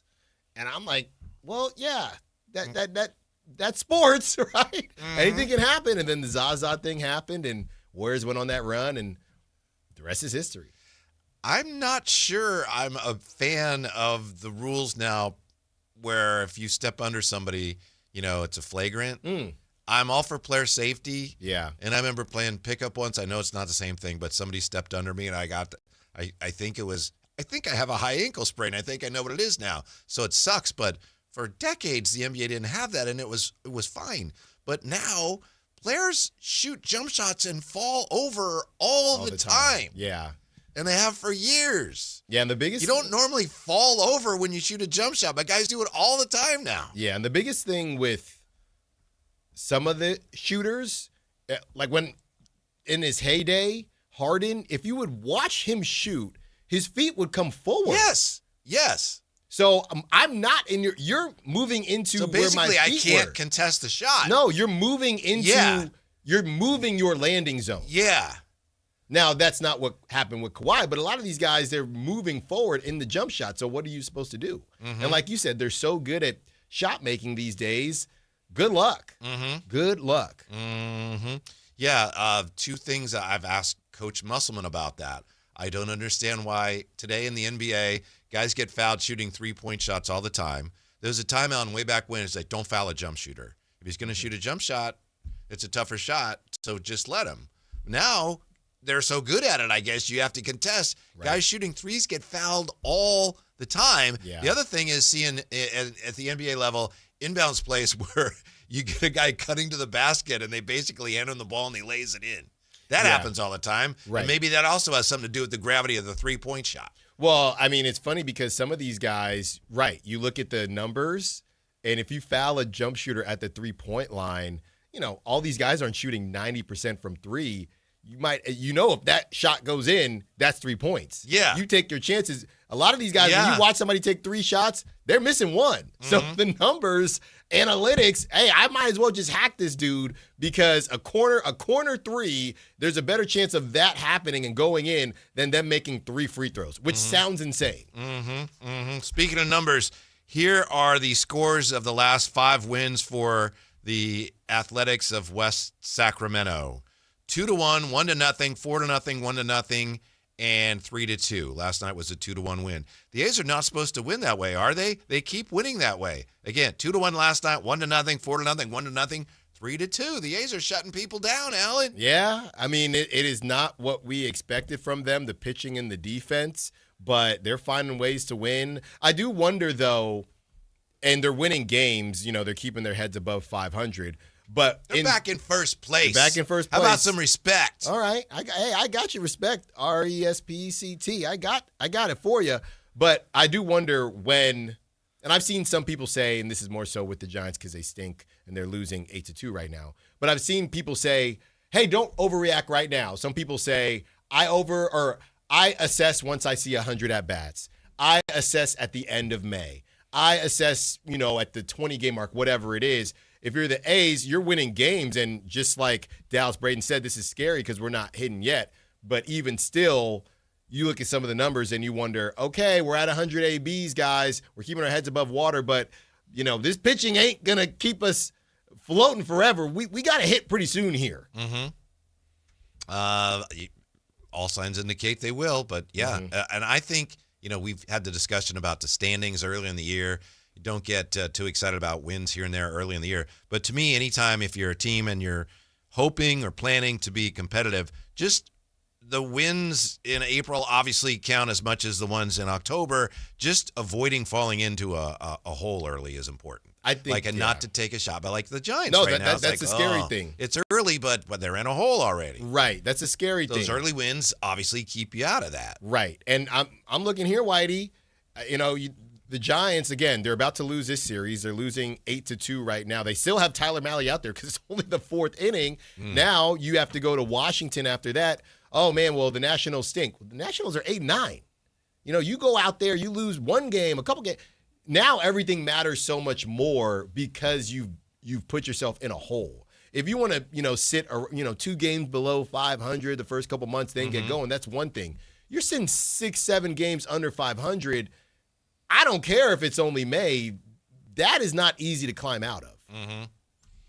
No attendance gate comments from you today after last night? I got nothing. I think okay. You said I can't say anything. Well, it's just funny because I hate it when people do that. No one does it anymore. All right, good. Yeah. Right? Yeah. I haven't seen anything. Nobody does it anymore. By the way, you brought up Kevin John at the beginning of the show. Yeah. And I just wanted to let you rock, because we were kicking it off. But every time you say that name, it's kind of a problem for me. Really? Yeah. Have you not been at the games? Have you not been at the games where he screams every time he sees me, Kevin Hart? I remember I've seen him call you that. I didn't know he screams it every time. It doesn't. We could be on the floor, in the media room, in the media section. Oh, he's a good guy, Alan. He's a great guy. But hey, man, I have a persona. I'm dressed to the nines, Jay. I look good. I don't need you screaming Kevin Hart and then saying you were great in that last movie. Enough, Kevin. If you're listening, enough. You got a counter. What's your counter for him? I'm not trying to get in all that. Well, maybe that's the only way to shut him down. But then he says, after everybody laughs and goes away, I love you, man. It's a problem for me. Shout out Kevin John. Yeah. He smells your weak point. I don't even know how it started. Yeah, I do. I remember. I think I was there when it started. When we come back, it may have been somebody that you work with may have called him that, and he may have said, "You're right. He does look like that." that. He just took it. I don't know who it was who said that. But. Probably you. Anyway, Alan's beloved hybrid rebuild sustained a body blow today. We'll look at that when we come right back to Sactown Sports. It was me. Download the Sactown Sports app. Sacramento sports in your pocket. This is Sactown Sports 1140. This is the story of the one. As a safety manager at a manufacturing plant, he does everything he can to keep his coworkers safe. From finding ways to reduce risks to keeping safety supplies in stock. And for that, he relies on Grainger. Grainger offers a broad range of quality products and next-day delivery, so he can always play it safe.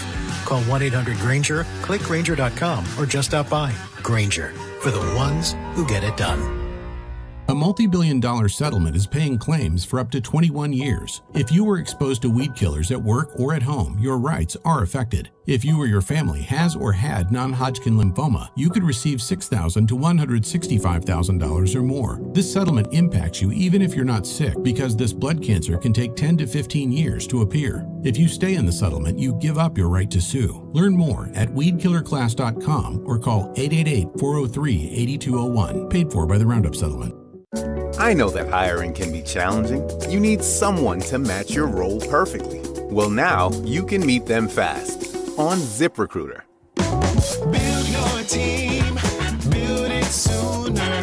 Meet your match on ZipRecruiter. Just head to ZipRecruiter.com/free right now to try it for free. That's ZipRecruiter.com/free. Need your match on ZipRecruiter. Try it free. What's up? We're talking to Chad Hoblet, Hoblet Dodge Chrysler Jeep Ram in Woodland. What's happening for the Declaration of Deals sales event? There's no better time to upgrade to a new 2026 Ram 1500 Crew Cab with some of the best fuel economy numbers in the segment. Right now, you can save up to $15,000 off MSRP and get 2.9% APR with no payments for 90 days. Wow, that's like savings on savings on savings. The price of gas has people rethinking what they're driving, and Ram's up to 25 MPG is a win. Plus, thousands in savings with 2.9% interest. Now really is the best time to buy a new Ram truck. Search, select, and save through our whole inventory at HobletDodge.com. Nobody beats Hoblet, period. 15,000 total net savings includes dealer discount and factory rebates. Discounts may include 1,000 Hoblet trade-in assistance on eligible trade, 1,000 Hoblet business owner bonus with proof of ownership, and 500 on-the-job upfit with eligible upfit. 2.9% financing for 72 months through Stellantis for well-qualified buyers. $15.15 per thousand borrowed. Deferred payments available on approved credit. Interest accrues from data purchase. Cannot be combined with certain incentives. Excludes Ram 1500 ROH and tungsten models. 25 MPG based on EPA published rating. See dealer for details. Workdays can be unpredictable, but your workwear shouldn't be. With a Cintas Apparel Plus program, you'll have freshly laundered garments for everyone on your team delivered every week. Cintas has workwear for just about any job imaginable, with high-performance fabrics and an uncompromising fit that stretches and moves with you. Don't leave looking and feeling good to chance. Visit Cintas.com. Oh, I'm ready! And get ready for the workday. Help DEA keep our community safe and healthy by participating in National Prescription Drug Take-Back Day, Saturday, April 25th. Take action right in your own home by cleaning out your medicine cabinet of unneeded medications. Keep them safe, clean them out, take them back. Find a collection site near you at DEATakeback.com. Do your part to lower overdose deaths and prevent prescription drug misuse before it starts. That's DEATakeback.com. The other guys must think you failed math. Get this huge discount. Then the fine print hits you with $5,200 in mandatory ads. It's adorable in a scammy kind of way. At Hoblet, we skip the tricks. The price you see is the price you actually pay. What a wild concept, huh? Hoblet, family owned 77 years. Experience the difference online at HobletDodge.com. KHD1 Sacramento, KYMX HD3 Sacramento. From the Power Business Technology Toshiba Studios. This is Sactown Sports 1140.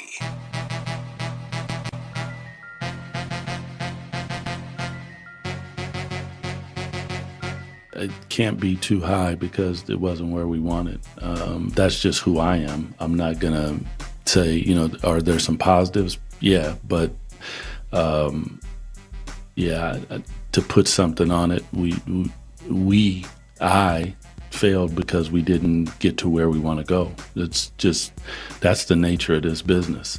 And I have to be better. It starts with me. So that's just what it is. The Drive Guys with Kevin Gleason and Alan Stiles.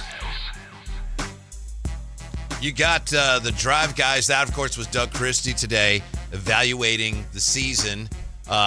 He spoke before Scott Perry spoke. We're going to talk more about that, what it means for Alan's beloved hybrid rebuild here in just a second. We'll hear more from Scott Perry. I just want to say, if I may, real quick, we have baseball, or actually softball on here, and we have Andre Agassi. And I thought, Agassi. Agassi played team tennis out at Sunrise Mall, and I was the announcer. Yes, sir. Yes. Again, with all these stories. Yeah, but I see Agassi. It's like, it's Agassi. Who's he playing in tennis? That court looks small. He's playing pickleball. Yeah. And maybe I need to learn more about pickleball, but watching the great Agassi play pickleball, I feel like I'm watching Paul McCartney play Guitar Hero. It's kind of crazy because, you know what? It's funny. I have a buddy who's big into tennis. He can't stand pickleball. He can't stand it. And I guess some of the tennis courts have turned into pickleball courts, so it's ticked them off even more. But if Agassi's into it, I'm sure they're paying him a good bit of cash. Right. But and he is. I mean, I just saw 3-time pickleball champion. He's, I don't know how old he is, but he's been around a while. Right. And everybody can play. I guess that's the whole appeal of it. But I got a buddy who loves tennis, and he cannot stand pickleball. Cannot stand it. But it's huge these days. I will tell people be careful, though, Whitey. When I tore my Achilles and they were doing the Thompson test, when they squeeze your calf to see if it's torn or not. Sure, Thompson test. That's what they do. Yeah. And she asked me, were you playing pickleball? I said, no, I was playing basketball. And she said, okay, well, a lot of the victims of Achilles, nowadays it's pickleball. So just be careful out there, people. Yeah.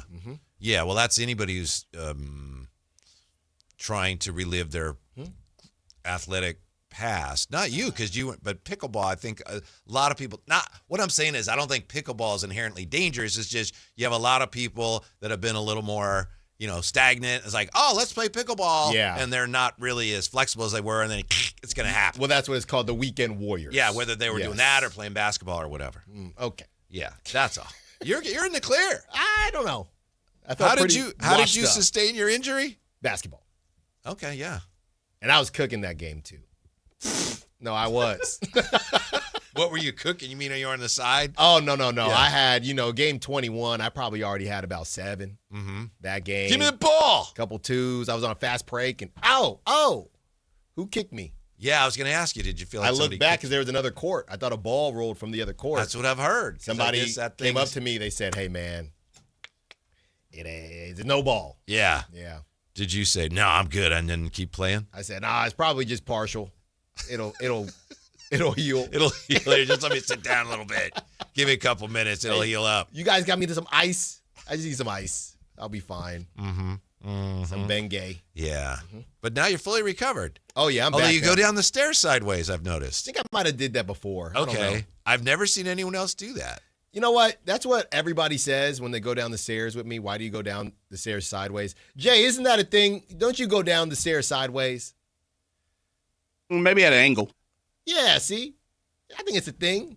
A little swagged out. I just never seen anybody else do that. It's safer. Whatever works. Because I can't go down. You ain't never seen the Mac, the movie? Oh, man. See? I got to show. I'm going to send it to you. The Mac, the movie, like African-American films in the 70s, exploitation. Yeah. Oh, yeah. Come on, man. He went down the steps real smooth. Okay. I'm telling you. All right. Hey, is that where you got it, Alan? Yeah. Text line YouTube. Do you go down the stairs sideways? Not sideways, but, little 90 to it was like 45. When I go down the stairs, and I'm not saying this is the right way or anything, but it's the way I do it. My feet are, perpendicular to to the stairs. Yeah. And when you go down, it's almost like you're, what's that called? Herringboning or something? Skiing? Someone on chat, text line, come on. Where are my 45ers at? I know there's some 45-degree angles out there. Come on. I'll try it. I'll give it a try. Yeah, you don't have to. No, I want to. If it's safer. I don't know. Bro, I'm like 79 years old. If it's safer, I got to give it Left a to Kyle. You try something else, reinvent it. 94. That's right. God. That's right. Scott Perry met with the media today after Doug Christie had met with the media.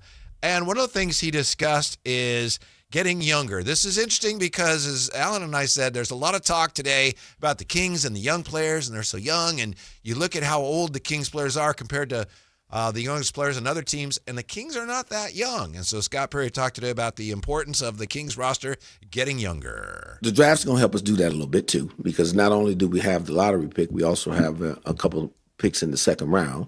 So that there gets you a lot younger. And we'll, then as we look to free agency or potential trades or things of that nature, if we can get a little bit on the younger side, that will help us. I think what the young guys showed toward the end of the season, playing with that level of energy on both sides of the floor, that's how we really want to play, with some pace, with some physicality, and really sharing the basketball. So, we'll incrementally keep working towards getting a little bit younger, because, again, you always hear me talk about building a sustainable winner. So I think that's going to be important, to have enough guys that are in that quote-unquote younger bucket to help kind of drive that energy on a nightly basis. As you know, Alan, if you look at the average ages of NBA teams, the Kings are towards the bottom. And, yeah, you could correctly point out, well, some of that's because of DeMar and Russ. But and that's true, but it's also true that, as we've discussed today, the Kings' youngest player, Maxime Renaud, is 23. The average age of an NBA player, I believe, is 26.4. Their youngest player is 23. So by NBA standards, their younger players are not as young as many other teams. Yeah, and I think that should be a conversation, at least on some level, about their ceilings, right? When a lot of people see these guys and, oh, they look really good. It's their 4th year in the season, and that's how it always works. No, that's not how it always works, because these guys aren't all coming in at the same time. Some of these guys are 21 by the time their first season ends, and so on and so forth. To use an example for you, Whitey, a lot of people are talking about Peyton Watson, right? Peyton Watson, he is lined up to make a lot of money. Nuggets are going to try to keep him. I would love for him to be on the Kings. And a lot of people would say, man, well, Peyton Watson, he made this leap. This is 4th year in the season. You know how old he is, Whitey? How old? He's 23 years old. Mm-hmm. He was drafted at, his first year, he was 20 years old. So a lot of people don't think it matters, even being 22, turning 23. And a lot of people say, what's the difference? I know those of us that are older would love to be 23 or 24, and I get all that, but it matters in basketball for those developmental years. It really does. Yeah. So you got Dylan Cardwell's 24. I think Nick Cliver's 24. And then a guy like Daquan Plowden, who's going to be with us tomorrow. We look forward to that.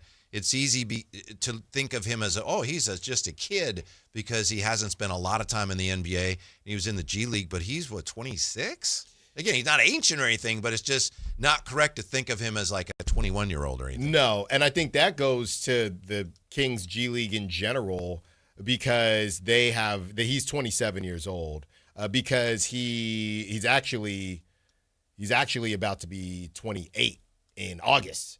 But the Kings G League in general, they do tend to have some older players on it. I think they were one of the oldest teams at Summer League. That's just, and then you add in older rookies on top of the vets that you have.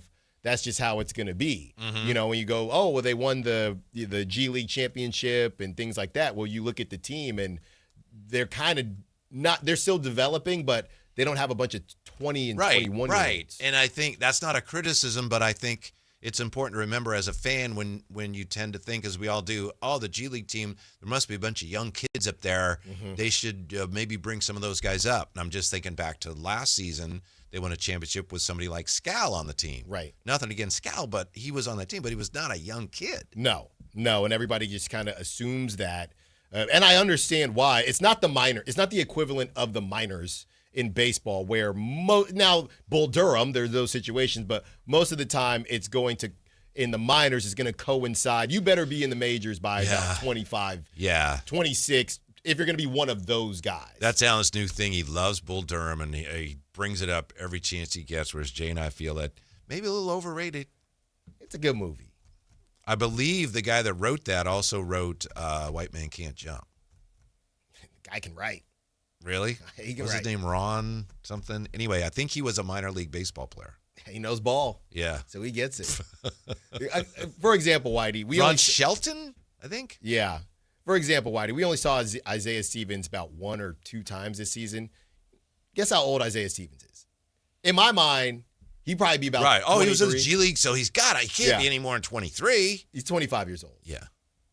And that's just how they get down. Uh-huh. So you're going to have to take some swings on some younger guys, and this is where the patience begins. Right. With these types of players. Assuming they keep all their draft picks and they convert on them, then they'll have 3 younger players, as Scott Perry said. Well, you're bringing in 3 next year, most likely. So that will help with that average. I agree. Yeah. Not that the average matters, but it is good to have a young roster. Here's Scott Perry talking about a player whose future with the team, a little unsettled. This is a player who made it sound when he spoke with the media like he would like to return. What does Scott Perry think of the year that Precious Achiuwa had? Not bad for a guy who came off the couch in November, right? No, really enjoyed working with Precious this year. Got a chance to show a lot. Obviously, he played in New York, came in the year after I left, but I was very familiar with him. And I just really like how, as the season wore on, he became more comfortable. He's a player that can guard multiple positions.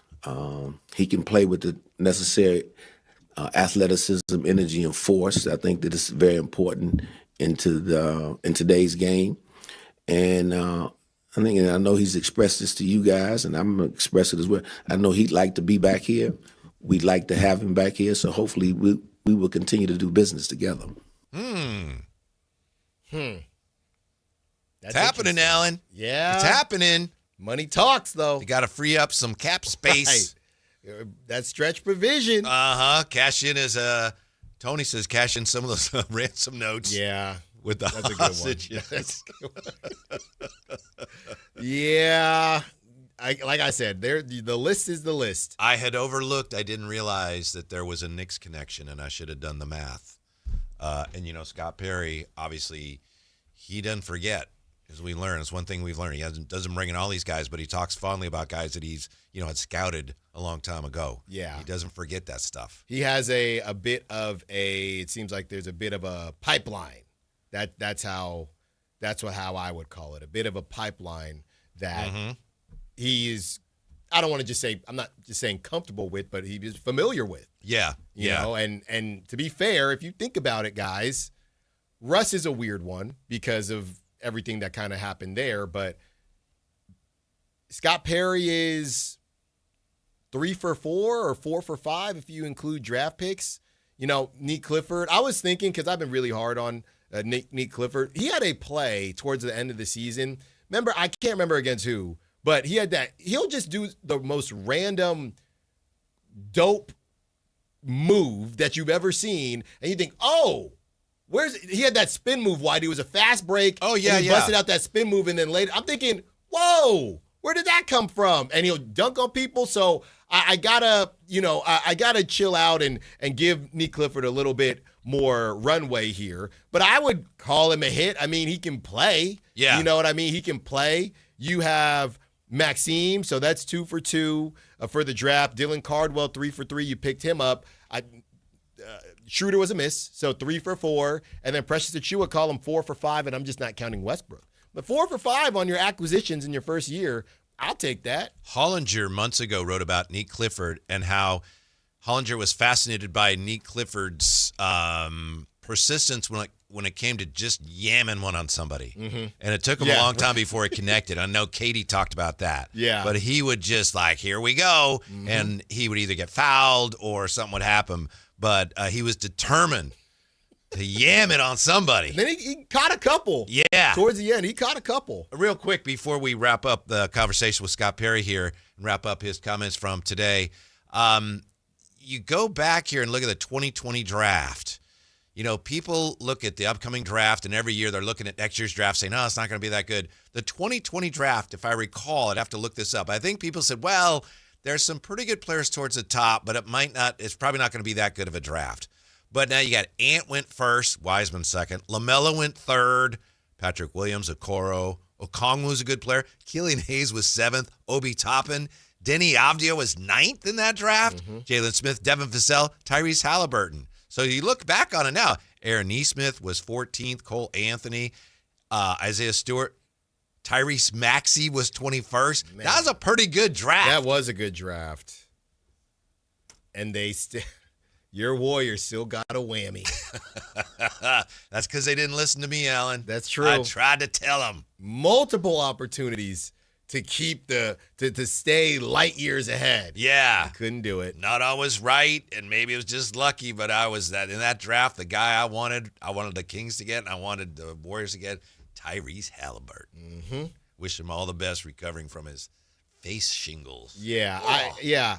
I think the tough thing, and I completely believe you on the Tyrese Halliburton thing, but when something like that happens, and you already know this, there's so many people that say, I liked him. And we'll probably see the same thing with Denny Avdia if he continues to ascend. I always liked him that draft. Who passed on him? 8 teams passed on him. So that's what everybody does with Tyrese Halliburton now.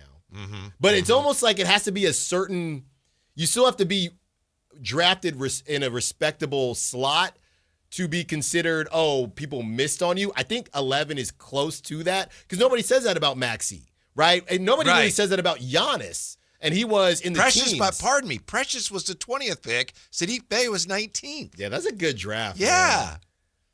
You know what? We need to take a step back and stop talking about 2026 going to be as good as 1996 and 2003. Can it be as good as 2020? Would you take these guys with a 25th pick? Would you take your boy Emmanuel Quickly? With a 26th pick, would you take Peyton Pritchard? Yeah. Yeah, there you go. 2020 draft. Wow. Uh-huh. Jaden McDaniels, a 28th pick. Whoa. With the 30th pick, Desmond Bain. That was a heck of a draft. You know what? I think we got a tweet popping up here, Whitey. I'll give you your just due, but are we sure the 2026 draft is even going to be better than the 2020 draft? With the 37th pick, Washington took your guy, Vít Krejci. Now, see, now that cements it. If this was a different year, that guy's top 10. Uh-huh. I saw him running around. What is he? Isn't he on the Blazers now? I think so. He did not play. I did not see a lot of him But I think he last played night. against the Kings. Yes, but I did not see him when he came in. Yeah, I think he might have been playing because Shaedon Sharpe was out. Yeah. But, some misses there towards the top, but a heck of a draft. Right. People only care about the top. Mm-hmm. Yeah, that's a great draft. Yeah. Here's Scott Perry, and I believe this is in response to this question from your guy, Kevin John. Kevin John asking Scott Perry about how do you get back to the promised land? Scott Perry talked about the Kings' need to continue to build an identity and culture. I can't stress enough the importance of establishing a culture, a standard of business, a standard of how we're going to play, a consistency of how we're going to play and work every single day. You have to have that in place. And we're just in the infancy stages of that. We weren't able to really do that to any of our likings this year, starting with mine. So that's important, having that, so that as you bring players and people in, there is a system, there is a template for how we're going to be as Sacramento Kings. And so that's what we have to really, moving forward in this offseason the next year, that when we're sitting back here after next season, everybody in this room can say, okay, this is what Sacramento Kings basketball is going to look like. I'm not talking about number of wins or look, but there's a particular style, there's a particular presence and approach that you're going to be able to see. And so much of his mindset, because look, you look around this league, all 30 teams, there's a certain measure of talent in every organization in this league.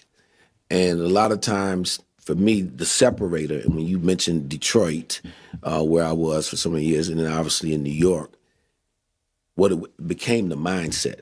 There was a toughness, there was an edge that when we went out there to compete, we believed that nobody was tougher than us. Nobody was going to outcompete us.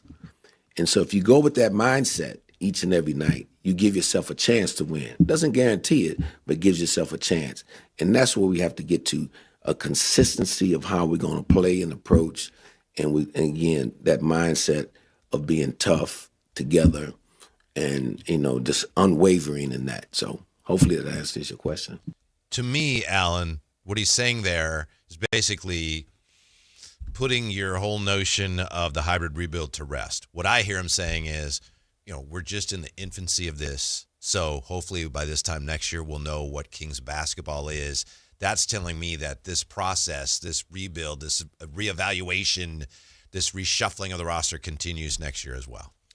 I didn't hear it like that. Mm-hmm. I heard it just the way he said it, creating a culture. That doesn't mean that the vets he has can't be a part of that culture. Doesn't mean that they will be, but doesn't mean that they won't be. To be honest with you, Whitey, this was kind of bringing back flashbacks for me because, when you work in where I worked was leaving the startup world because it was, I don't know, maybe 10 years. It was after 10 years old. So technically a company is not really a startup after that. Oh, okay. But still had more of a startup vibe to it, as a lot of these. How many years in do you have to stop calling yourself a? I think it depends. I think we were calling ourselves a startup, but it was we're on like year 13. I don't think we're really a startup anymore. But when you think about that, when you take these jobs, they talk about their culture.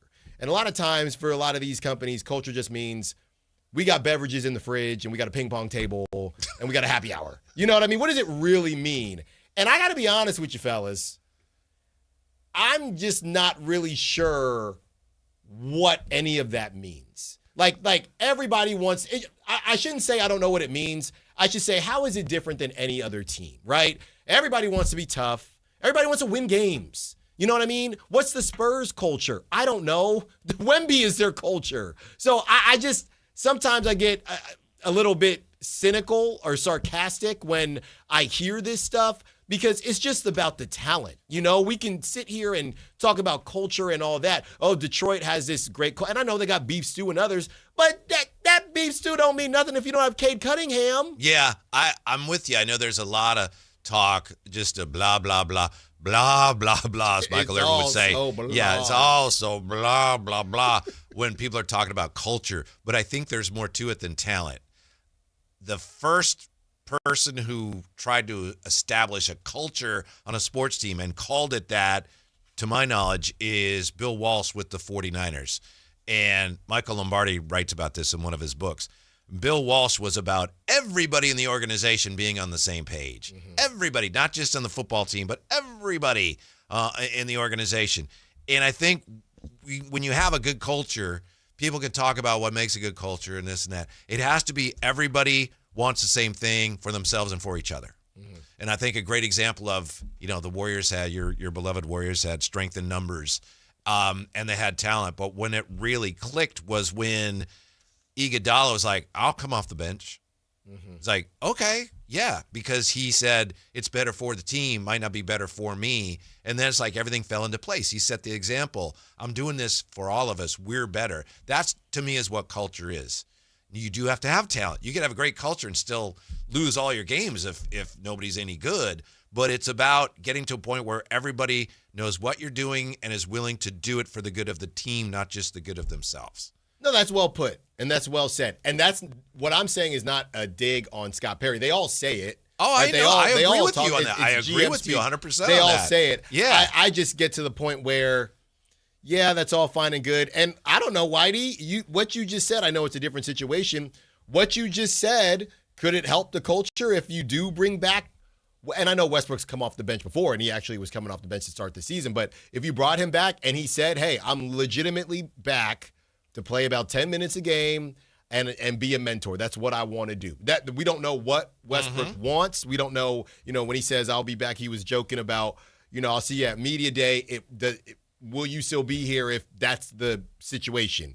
We don't know. We're going to find out in a couple months or maybe sooner than that.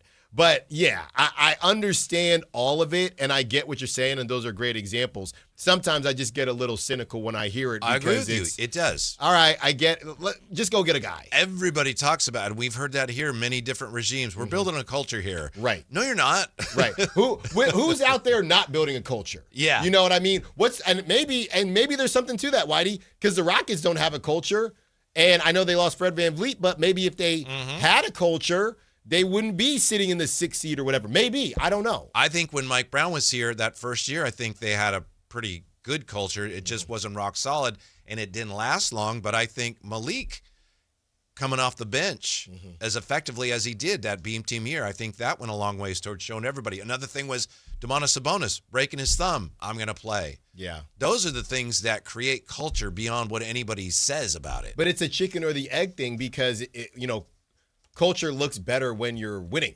Yes. You know what I mean? Yes. It does, but culture alone doesn't win. It's important to help you win, but you need more than that. Yeah. So, if a team has good culture and they lose, it's like, so what? Nobody cares. No, then it's not a good culture, I guess. That's how it's viewed. The NBA is proud as a peacock over this year's viewership numbers, but should they be? We'll look at that when we roll on Sactown Sports. The San Francisco 49ers play on Sactown Sports 1140. Touchdown 49ers! every game on your #1 sports station. Don't miss the action on your local sports leader. Sactown Sports 1140. Wesley is a truck driver. I drive a truck, and I love what I do. A truck driver with IRS troubles. They told me I owed them $43,000. It got really bad. Quite a few letters in the mail. They were talking about wage garnishment, coming after my house, my car. Yeah, they don't play around. I seriously thought that I was going to lose everything. One sleepless night, Wesley finally made a call to Optima Tax Relief at 2 a.m. Kind of figured I'd get a machine, but I didn't. I actually got to talk to an actual person in the middle of the night. He found just what he was looking for. Oh, they were great people. You need a team of people that know what they're doing. Optima Tax, they know what they're doing. Optima Tax Relief came through with flying colors. I saved an incredible amount of money. Happy don't even come close. I was absolutely overjoyed. Take Wesley's advice. If you're in any kind of trouble with the IRS, call Optima Tax Relief. Don't trust anybody else. Call Optima for a free consultation. Call 800-343-6460. 800-343-6460. 800-343-6460. Optima Tax Relief. Some restrictions apply. For complete details, please visit OptimaTaxRelief.com. Your Toyota's been through a lot with you. Traffic, rain, potholes, you name it. But it keeps showing up, mile after mile. So maybe it's time to give a little back. For a limited time at your local Toyota dealer, get 3 new tires and get the 4th for $1. Because a ride that's always there for you deserves to be taken care of. 3 tires, get the 4th for $1? Go on. Treat your Toyota. Deal ends April 30th. Keep your Toyota a Toyota. Restrictions apply. Toyota and Scion vehicles only. See participating Toyota dealers for details. Your business moves fast. Your bank should keep up. At Valley Strong Credit Union, business banking is built for momentum with tools that help you manage cash flow, streamline payments, and fuel growth. Right now, there's never been a better time to switch. Open a new Valley Strong business account and get 3 months of business banking products and services free, up to $750 in value to power your next big move. Because when your business runs stronger, the whole Valley does too. Valley Strong Credit Union. Grow your business, grow your future at valleystrong.com/business. On top of home and auto, Progressive protects your boat, RV, and motorcycle so you can explore the unknown. Actually, we just take the RV to the same campground every year. Well, maybe you can catch your own dinner on your boat. Oh, we can actually get pizza delivered there from this brick oven place we love. Will you at least try a new topping? Honestly, probably not. We kind of have a go-to order. Fine. Just bundle home or auto insurance with your outdoor vehicles with Progressive and stay protected when you go, I guess, where you've gone before. Progressive Casualty Insurance Company and affiliates. Not available in all states or situations. A multi-billion-dollar settlement is paying claims for up to 21 years. If you were exposed to weed killers at work or at home, your rights are affected. If you or your family has or had non-Hodgkin lymphoma, you could receive $6,000 to $165,000 or more. This settlement impacts you even if you're not sick, because this blood cancer can take 10 to 15 years to appear. If you stay in the settlement, you give up your right to sue. Learn more at weedkillerclass.com or call 888-403-8201. Paid for by the Roundup Settlement. Capital Casino is conveniently located in downtown 411 16th Street and has been a part of the greater Sacramento area for over 20 years. They offer the best variety of games in the region in a safe and friendly environment, and there's plenty of parking, all well lit and monitored by security. Come have a great meal at the cafe and restaurant inside. Capital Casino has the best food, the best service, and the best action, but please always remember to gamble responsibly. 1-800-GAMBLER.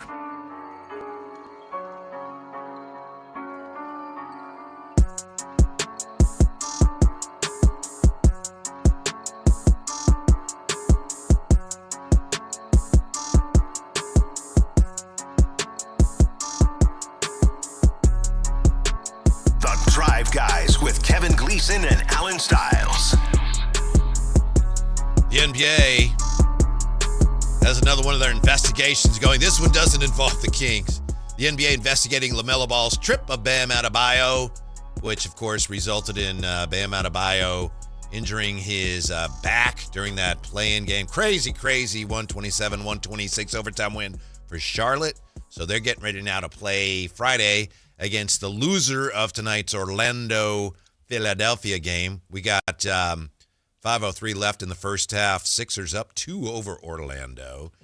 The Hornets, as I said, they play on Friday. It's possible the ball play is upgraded to a flagrant foul or a flagrant 2. Sources are telling Shams that there is doubt that it would rise to a suspension. Maybe he could be fined. I think this is another one of these situations in which the NBA realizes everybody's looking at this and it looks really bad. We have to do something. We just as soon not, but we have to. Yeah, but that's the. But they're not going to suspend him. But that's been, kind of their bag for years now. I mean, going back to LeBron was politicking in 2016. That's why, Stephen A. always says that stimulus package that they gave the Golden State Warriors. That it's been going on for years. Mm-hmm. So this is nothing new. We've been harder on Adam Silver this season because it's been so blatant, but with the rise of social media, it's always been something where, I guess everybody's talking about it, so we should look at it. So the politicking has been happening. Last night it was Eric Spoelstra, and of course he should. That's the best player. He dropped, Kobe numbers, better than Kobe. Coach Spo says, I didn't see it, but I don't think it's cute. I don't think it's funny. I think it's a stupid play. LaMelo apologized, and I got hit in the head and didn't really know where I was. But I'm going to check on him and see if he's okay and everything. Zach Zarba, the official, said they couldn't review it. Quote, the play was not whistled in real time. Play continued with a fast break because play was not stopped immediately, and there was no whistle on the play. The window to review the play was closed. Play was stopped after a change of possession, then a timeout. So by rule, our window to review that play then is closed. Bad rule. Really? I think I'm so. okay with it, and I understand what he's saying. It's like it happens. You can't see it. I'm not blaming him. I'm blaming the system. If a team loses their best player. How about just blame LaMelo? That was a cheap play. Yeah, that too. Mm-hmm. You wouldn't expect someone to do it, but he couldn't see. That's right. He didn't know where he was. He didn't know where he was. And he I just know got hit in the head. First thing, when I don't know where I am, first thing I do is trip somebody. Yeah, no, get your bearings. Exactly. It kind of lines you up a little bit. Okay. Yeah. Whoop, oh, sorry. Okay, now. You get your equilibrium. Now I get direction, it. Yeah. We have talked a lot about how the NBA is just falling apart this year. I know that you get a little sarcastic about it when you deal with these stories that say, oh, the NBA is getting passed up by baseball or women's volleyball or whatever. I'm not sarcastic. I do think it's a bit overblown. Maybe not the baseball one, but it's funny. Baseball is interesting because it hasn't really taken over social because that's NBA's superpower. Yes. Is social media. But, that has really nothing to do with the kind of viewership and things like that. The NBA announced that NBA games across ESPN, ABC, Prime, NBC Peacock, and NBA TV had the highest average viewership in 13 years. They said 170 million people in the U.S. watched NBA games across the league's 4 primary broadcast platforms. That's the best in 24 years. That's not bad or anything, but there were more games on. Yeah. Of course, you have more people watching. Right. You have more games on. Yeah. Plus, the ratings are measured a little differently, but this isn't even ratings. This is just the number of people watching. You're saying what? Because of the play-in and things like that? Just a higher quantity? I'm saying because of all the maybe not as many people have all of the platforms, but there's an NBA game of the week pretty much every night, just depending on whether or not you had access to that platform. You mean they're offering more national games? If you have more games on TV, more people are going to see your games, right? Yes, That's all I'm saying. Right. Yeah. It is and again, I'm not saying it's a bad thing, and I'm sure that, they got some momentum, but let's just keep that in mind. Right. You have to compare. Yeah. Is there any way to measure it against how much are you up if you can use that compared to the national games that you've offered in years past? Now, where's the even? Yeah. To your point, the NBA's social media channels generated a record 228 billion views. That's up 13% over last season. And I don't know how much that matters. I know they're getting paid. The entities are getting paid, but I don't know if Adam Silver, I'm sure he's not mad about it, but what's funny is a lot of it this season was about people talking about how basketball's down. Yeah. Which is, I guess, productive, but also counterproductive in a way. Mm-hmm. Yeah. Well, you watch. I mean, there'll be some stories if the, NFL has a few games that are lackluster and ratings are down. There'll be huge stories. Oh, NFL ratings are down. It never happens. if it didn't happen with the Netflix Christmas was a dang disaster. And nobody talked about it. Nobody talked about us seeing that random dude that played for the Chiefs. Forgive me, the dude that kind of looked like Patrick Mahomes but wasn't Patrick Mahomes. Mm-hmm. Nobody talked about any of that. People watched NBA games for more than 920 million hours, up 25% over last season, and the most since 2011-2012. Okay, like I say, I'm sure that's not a bad thing. But again, if you have more games on TV, you're going to have more hours where people watch. Yeah. That's all. Right. Yeah. I think overall, in terms of the quality of the broadcast, everything worked out. NBC did a good job. Seems like people just really got caught up in it's NBC again. And other nostalgia. than last night, technical difficulties. I mean, all the platforms, I think, have held up pretty well. Well, you know me. Now you're making me be cynical again. Just with everybody wants to bag on Charles Barkley and Shaq and Ernie. Not Ernie, but that show, because they always talk bad about the NBA. Inside the NBA, yeah. Inside the NBA. Oh, my. Are you seeing what Amazon Prime is doing? Oh my goodness, Udonis Haslem, they're breaking down the game. Now this is what us basketball fans want. Enough talking about, and just, okay, enough. I've said this before, the Amazon Prime, if I have it right, I like all the people on there. I mean, Taylor Rooks? Mm-hmm. Yeah, I've called her Sean Rooks before. That's like, nope. I think Drape said, nope, that's not the right one. That's not White, right? Yeah.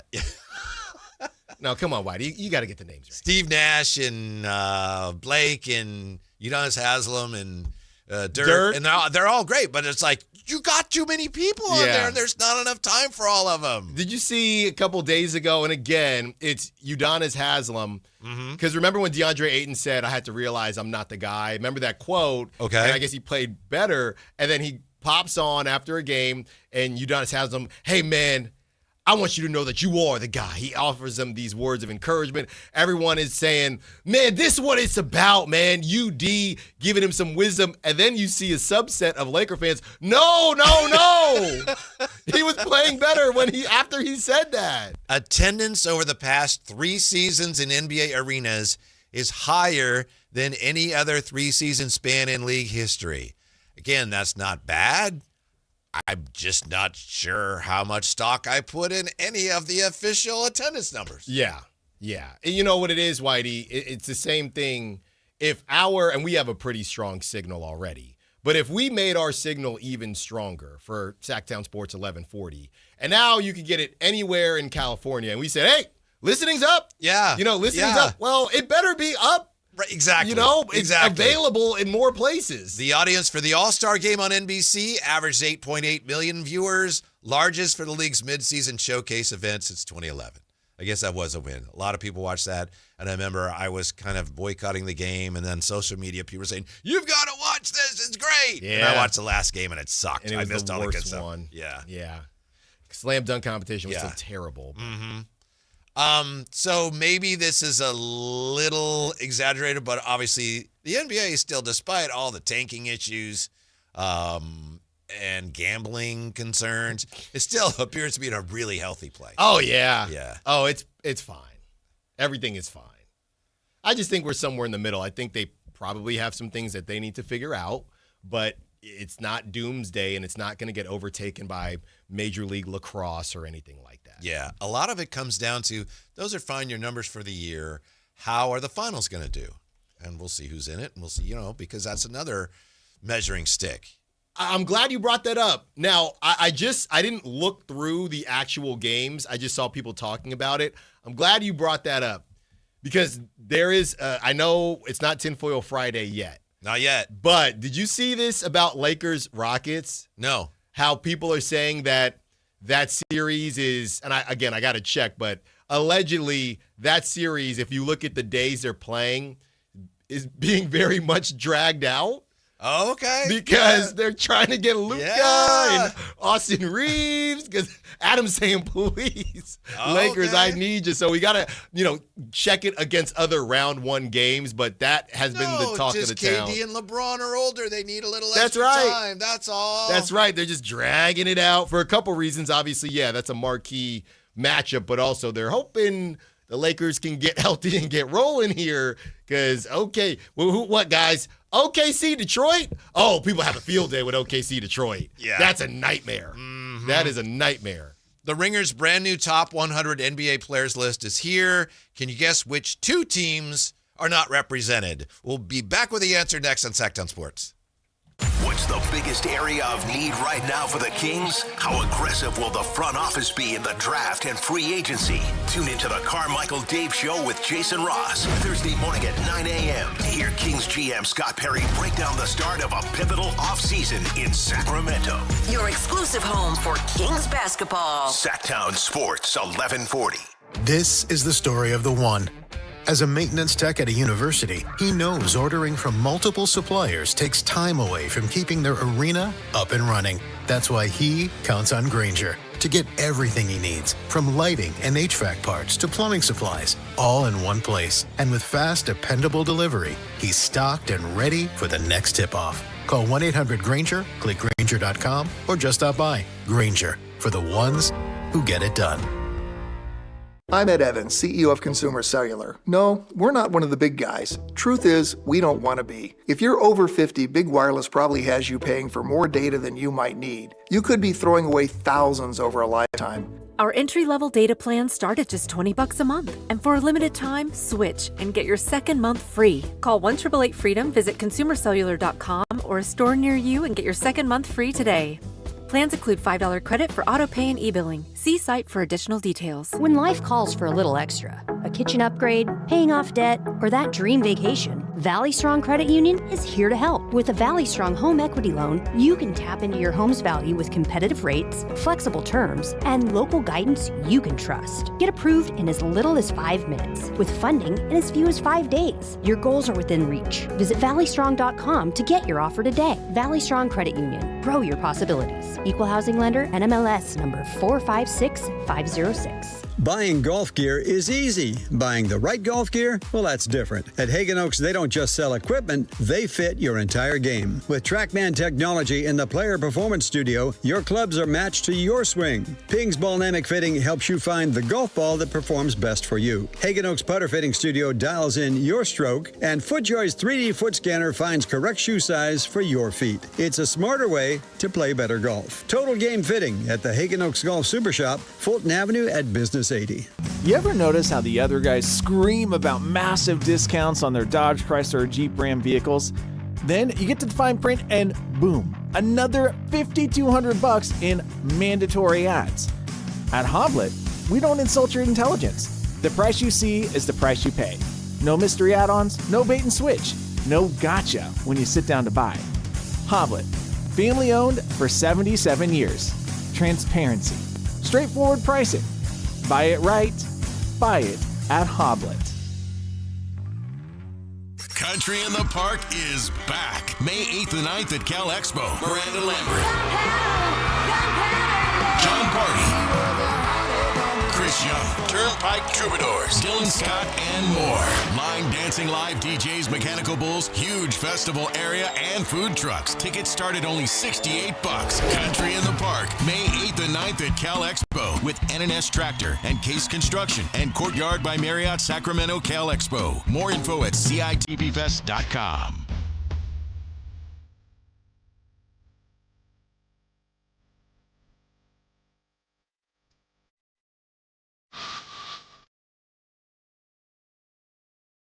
The Tribe Guys powering your afternoons Monday through Friday on Sactown Sports. Well, this is not as much fun as it used to be, but we're just looking here at the brand new, just came out today, top 100 NBA player rankings from The Ringer. Rather than run down 1, 2, 3, 4, 5, 6, 7, which we normally do, we certainly can circle back to that. Alan, can you guess which teams have the most players on here? One team has 8 players in the top 100, according to The Ringer. 8? Yes. Well, they love to front run. 8 is a lot. I know. It surprised me. I mean, they have 8, including number 1. Oh, the Thunder? Yeah. Well, Shea is 1. Chet. They got Jalen Williams. If they got 8, that means Isaiah Joe on there. Jalen Williams is 35. AJ Mitchell. Hartenstein, 67. Cason Wallace. Caruso, 69. No, they're doing a lot, man. Cason Wallace, 74. This is a bunch of AJ front Mitchell, runners. 79. Yeah, come on. Lou Dort, 85. I'm done. They're just a bunch of front runners. 8. That's crazy. The NBA's top 100, according to the Ringer play for the OKC Thunder. So I thought, well, how about the Spurs? How are the Spurs doing? Wemby is 3. Stephon Castle, 30. De'Aaron Fox, 38. They got Harper in there already? Vassell, 78. Keldon Johnson, 89. Dylan Harper, 99. That's a lot. So 6. Well, you know what? Just to try to give him a little bit of grace, do they kind of base it on the team that you're on? Hey, Lou Dort is the 89th player based on, on the Thunder, right? I don't think think they do, but I'd have to dive deeper into it. I don't believe that they do that, but obviously it has an effect. I mean, going back to 3 years ago, Jay and I were talking about this yesterday. After the Beam Team year, the Kings had about 4 or 5 guys on there. Well, it almost feels like they're doing it subconsciously. Maybe they're not doing it consciously, but they're doing it subconsciously. The Celtics have 5, and I want to warn you, one of these might buckle you a little bit. This is the top 100 players in the NBA. Jaylen Brown, 10. Jason Tatum, 24. Derek White, 33. I know Jay's not happy about that. Peyton Pritchard, 71. And I'll just show Ellen here. Look who's number 95. Wow. Neemias Queta, the 95th best player in the association, Jay, according to the Ringer. The late blooming center. The Ringer, I believe, is run by Bill Simmons, who is Oh, yeah, that's true. long time dyed-in-the-wool Celtics fan. Somebody wanted to keep their job. Neemias Queta, great success story. Some of us still wonder, how come the Kings just decided to let him go? 95? Yeah. Can you guess which 2 teams don't have any players? Do the Kings still have DeMar, or did he get? Is that a guess? I mean, are you guessing Kings? I'm saying the Kings. Okay. See, it says filter by team. So you go up here. I don't see SAC. For example, you go Charlotte, and it shows you 1, 2, 3, 4 players for Charlotte. Yeah. SAC right here. They don't have anybody. Okay. Nobody. There's only one other team that I could find. At first, I thought Brooklyn, but it turns out Brooklyn has Michael Porter Jr., number 55.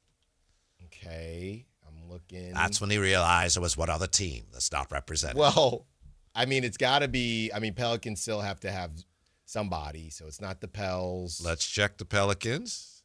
Pelicans have Trey Murphy, 47, Zion, 50, DeJounte Murray, 83. They have 3. I don't know how DeJounte Murray's 83. They I like have DeJounte 3 Murray, of the top 100. He barely played this season. This is, again, according to the Ringer, top 100 NBA player rankings. Oh. The Wizards. The Washington Wizards. Do they have anybody in the top 100? Let's see. They have Trae Young, 62, and Alex Sarr, 88. They have 2 of the top 100 teams. There's 2 teams that are not represented, according to the Ringer. Allen's got one of them. Unfortunately, the Kings. Who's the other team? I mean, you'd have to think it's Eastern. You said at first you thought it was Brooklyn, so it wasn't Brooklyn. It's not Brooklyn. Yeah, because they have Michael Porter Jr. If they put Trae Young, I'm sure Pascal Siakam. Because I'm just doing it based on injury now, to be honest. Okay. So let's just check. I know you didn't guess this. Chicago Bulls, they're not very good. Kobe White, 92. Josh Giddey, 64. What about the Jazz? They're not very good. Could it be the Jazz, Allen?